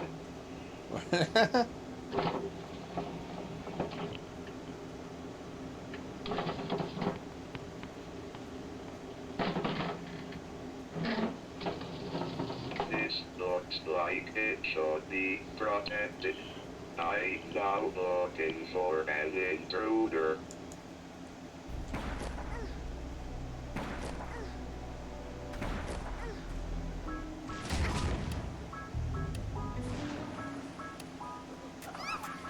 I wish the games were actually like that. This is a more expensive version from the same line. Their Hero was a whole line of robots. Hello, I am Hero 2000. Please enter the following data. Each entry is 2 digits wide. Enter year. Enter month.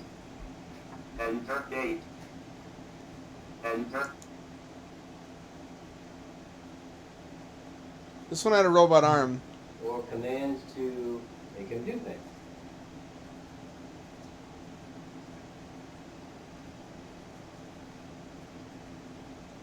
That's a torso command. Oh, you mean Ralph from Flight of the Navigator. I used to love Ralph. I wanted a, like, this stuffed Ralph. Moving his elbow at a slow speed. Let's see that.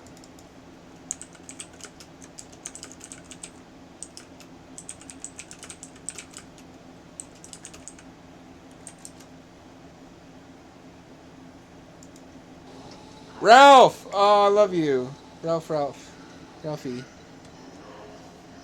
Would you put your brain in a robot body? You know I would. Is this the C-Lab segment you're repeating?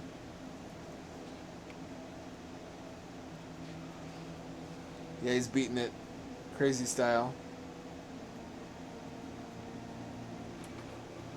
This is who I wanted to be as a kid. I think every kid wanted to be David.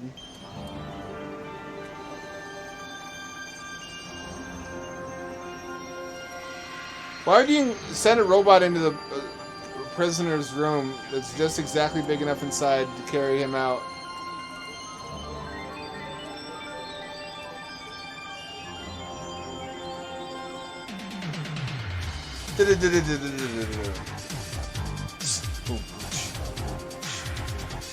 Go, Ralph, go!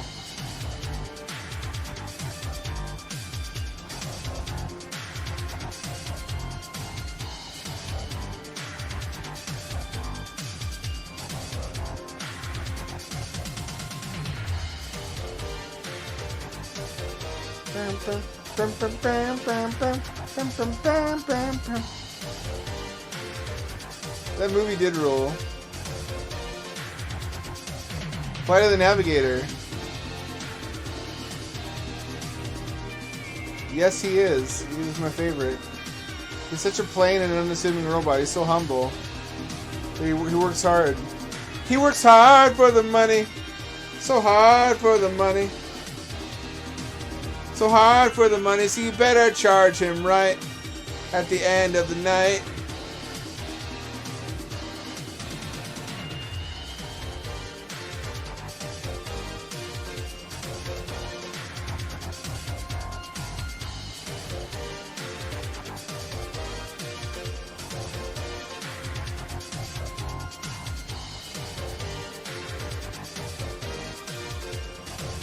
I wanted to be this motherfucker so bad. I want him on spaceship and Robot Pal. He gets a cute alien pet also. Lucky little shit.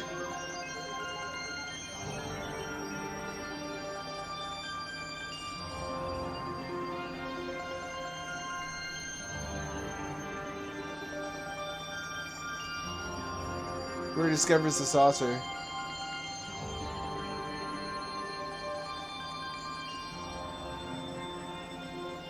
Classic tale. It's old as time. This movie's burned into my brain. This and the Explorers. At least the first half of that movie. We don't need to talk about that again.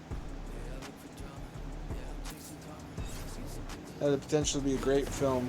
If they ever remastered, I hope they get rid of the goofy aliens and make them awe-inspiring.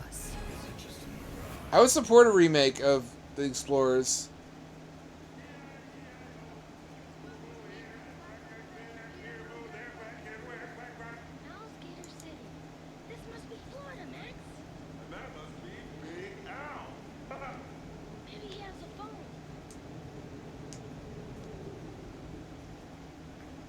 I watched a little mini documentary on the special effects for this film. How they did the shape-shifting stairs, the liquid metal.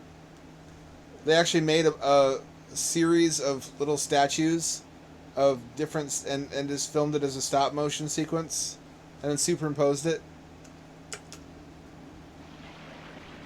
That thing right there. That's a superimposed... And then it's a green screen effect, how they float there and he's able to walk on them. Hi, can I please borrow some change to phone my parents?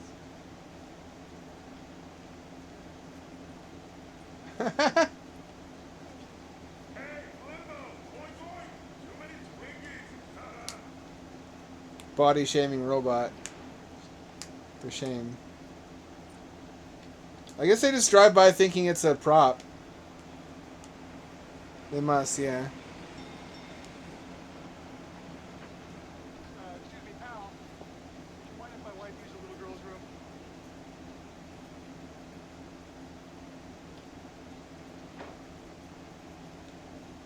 Dad, can we look at the flying saucer?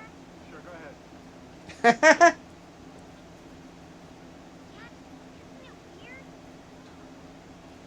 He's dead. Village won't win any awards, but that flying saucer's first rate. How long did it take to put something like that together? Okay. Just take a look around ourselves.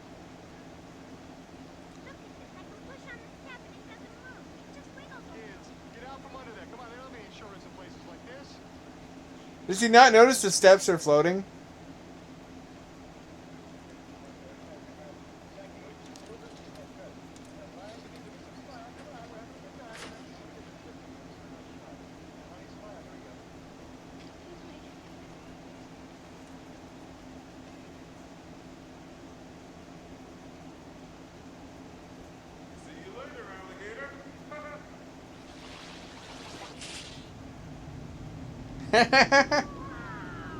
They always are in 80s films. Oh my God. You said you wanted to phone home.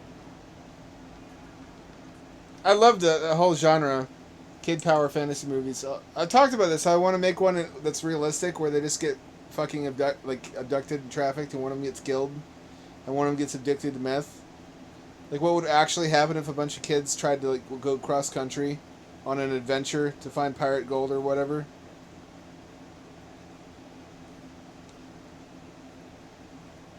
Feels like that's something someone would have already done, though. I have a hard time believing that that's not been thought of.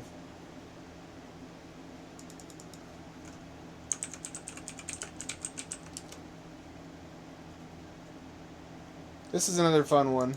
This guy had 2 arms, but again, the mechatronics were far ahead of the software. There just didn't exist anything like artificial intelligence capable of making use of this kind of capability. And they were also very weak, generally because the gearboxes were plastic, so they couldn't hold any kind of weight without the gears snapping.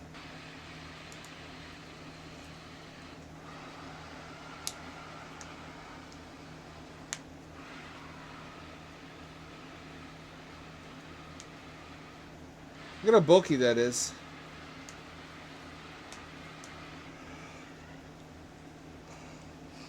Lots of articulation, though.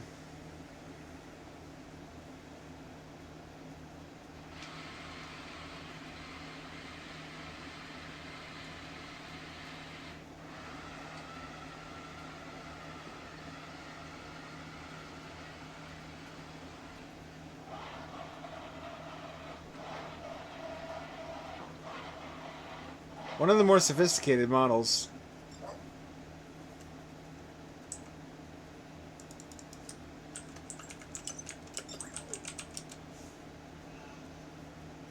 This is one of the ones that creeped me out as a kid. It's a smart center stage and is crushed by a baby grand piano. You're replacing me? Customize and save with Liberty Bill. He doesn't even have a mustache. Can't even skip it. Pay for what you need. Liberty, liberty, liberty, liberty. Look at this motherfucker. All these robots are in my novel, Little Robot.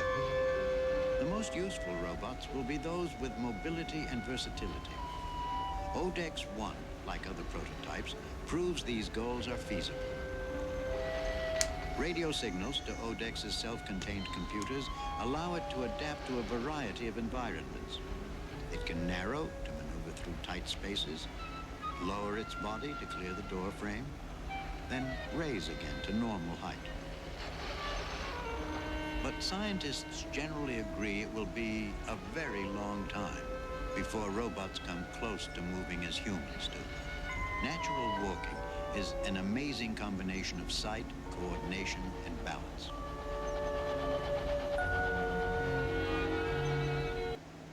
Each pair of legs. So yeah, that's where we were in 1983. No, Odie is a friendly robot in my novel.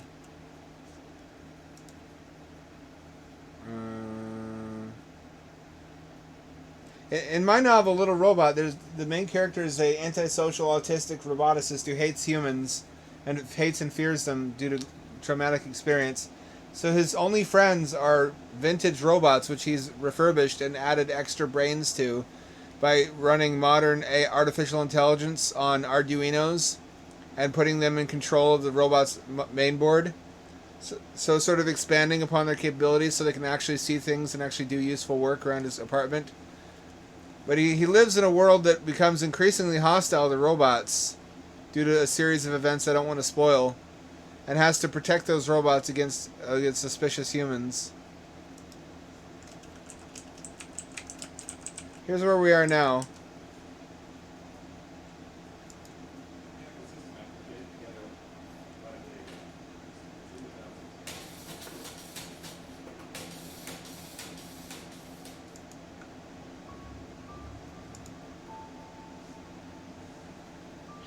These are manufactured near me, by the way. They're in my their first factories in my state. They're going to be using digit robots to manufacture other digit robots. Machines make machines make machines make machines, just like the Vengeance song. That is ready for work, a pragmatic tool designed to be useful in the world, to go where we go, work on our terms. Look at how far we've come. And interact naturally with us. It's funny. It's not like we couldn't build something like this in the 80s, although it wouldn't have been as good because we've made great strides in terms of the power to weight ratio of servos. But the software is the part that didn't exist. We didn't have real AI. To the human workforce. That took a lot longer to figure out. Our vision, our dream, is to build robots that free us from robotic tasks, that enable humans to be more human. And everything we've built, every breakthrough, is part of the journey towards that goal. That's where Digit is going. Oh, look at that. That does my heart good that PRT is still part of the vision for the future. Look at those Ultra PRT pods. Those still appear in futuristic renders. We haven't given up on them totally. Even though they don't really have a reason to exist now that driverless cars are almost all the way to the finish line.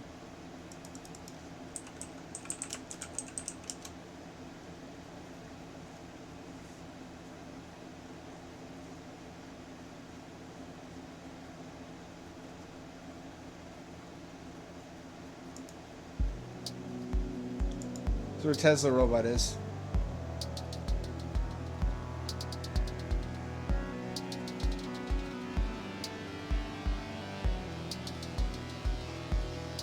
A lot of this motion tracking stuff was developed for VR.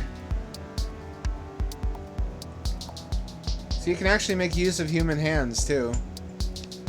Once you see the whole history of development, the attempts, I should say, to develop stuff like this, it becomes much more impressive.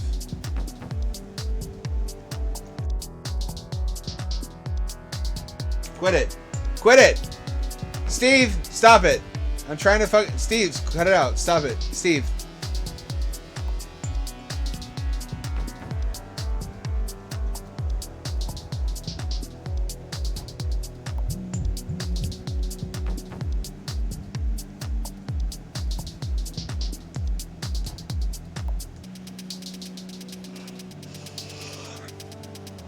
Look at this.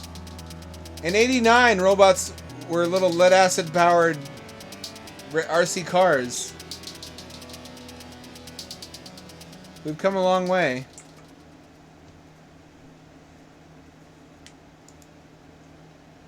I'm not feeling up to streaming anymore tonight, I don't think. I'd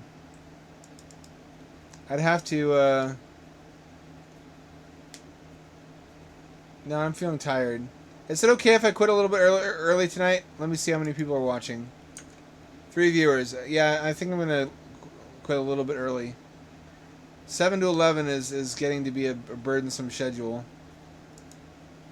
We had a fun time, though. We seem to have the most fun when I'm not even playing anything, when we're just watching YouTube videos about obscure topics. Maybe that should become the main thing that my channel does. Although I don't think I'll ever stop playing shit horror games. That's a poisoned well I keep coming back to, even as I feel it destroying my soul. Plus, it's spooky season. Where would I get off not playing spooky games during spooky season? It's unthinkable. There's something to be said for tradition, surely.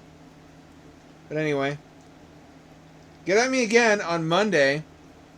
Same ham time, same ham channel. That's 7 o'clock p.m. West Coast time to 11 o'clock p.m. This is your friendly neighborhood ham dad and old robot enjoyer, signing off and returning you to your regularly scheduled sleepy time.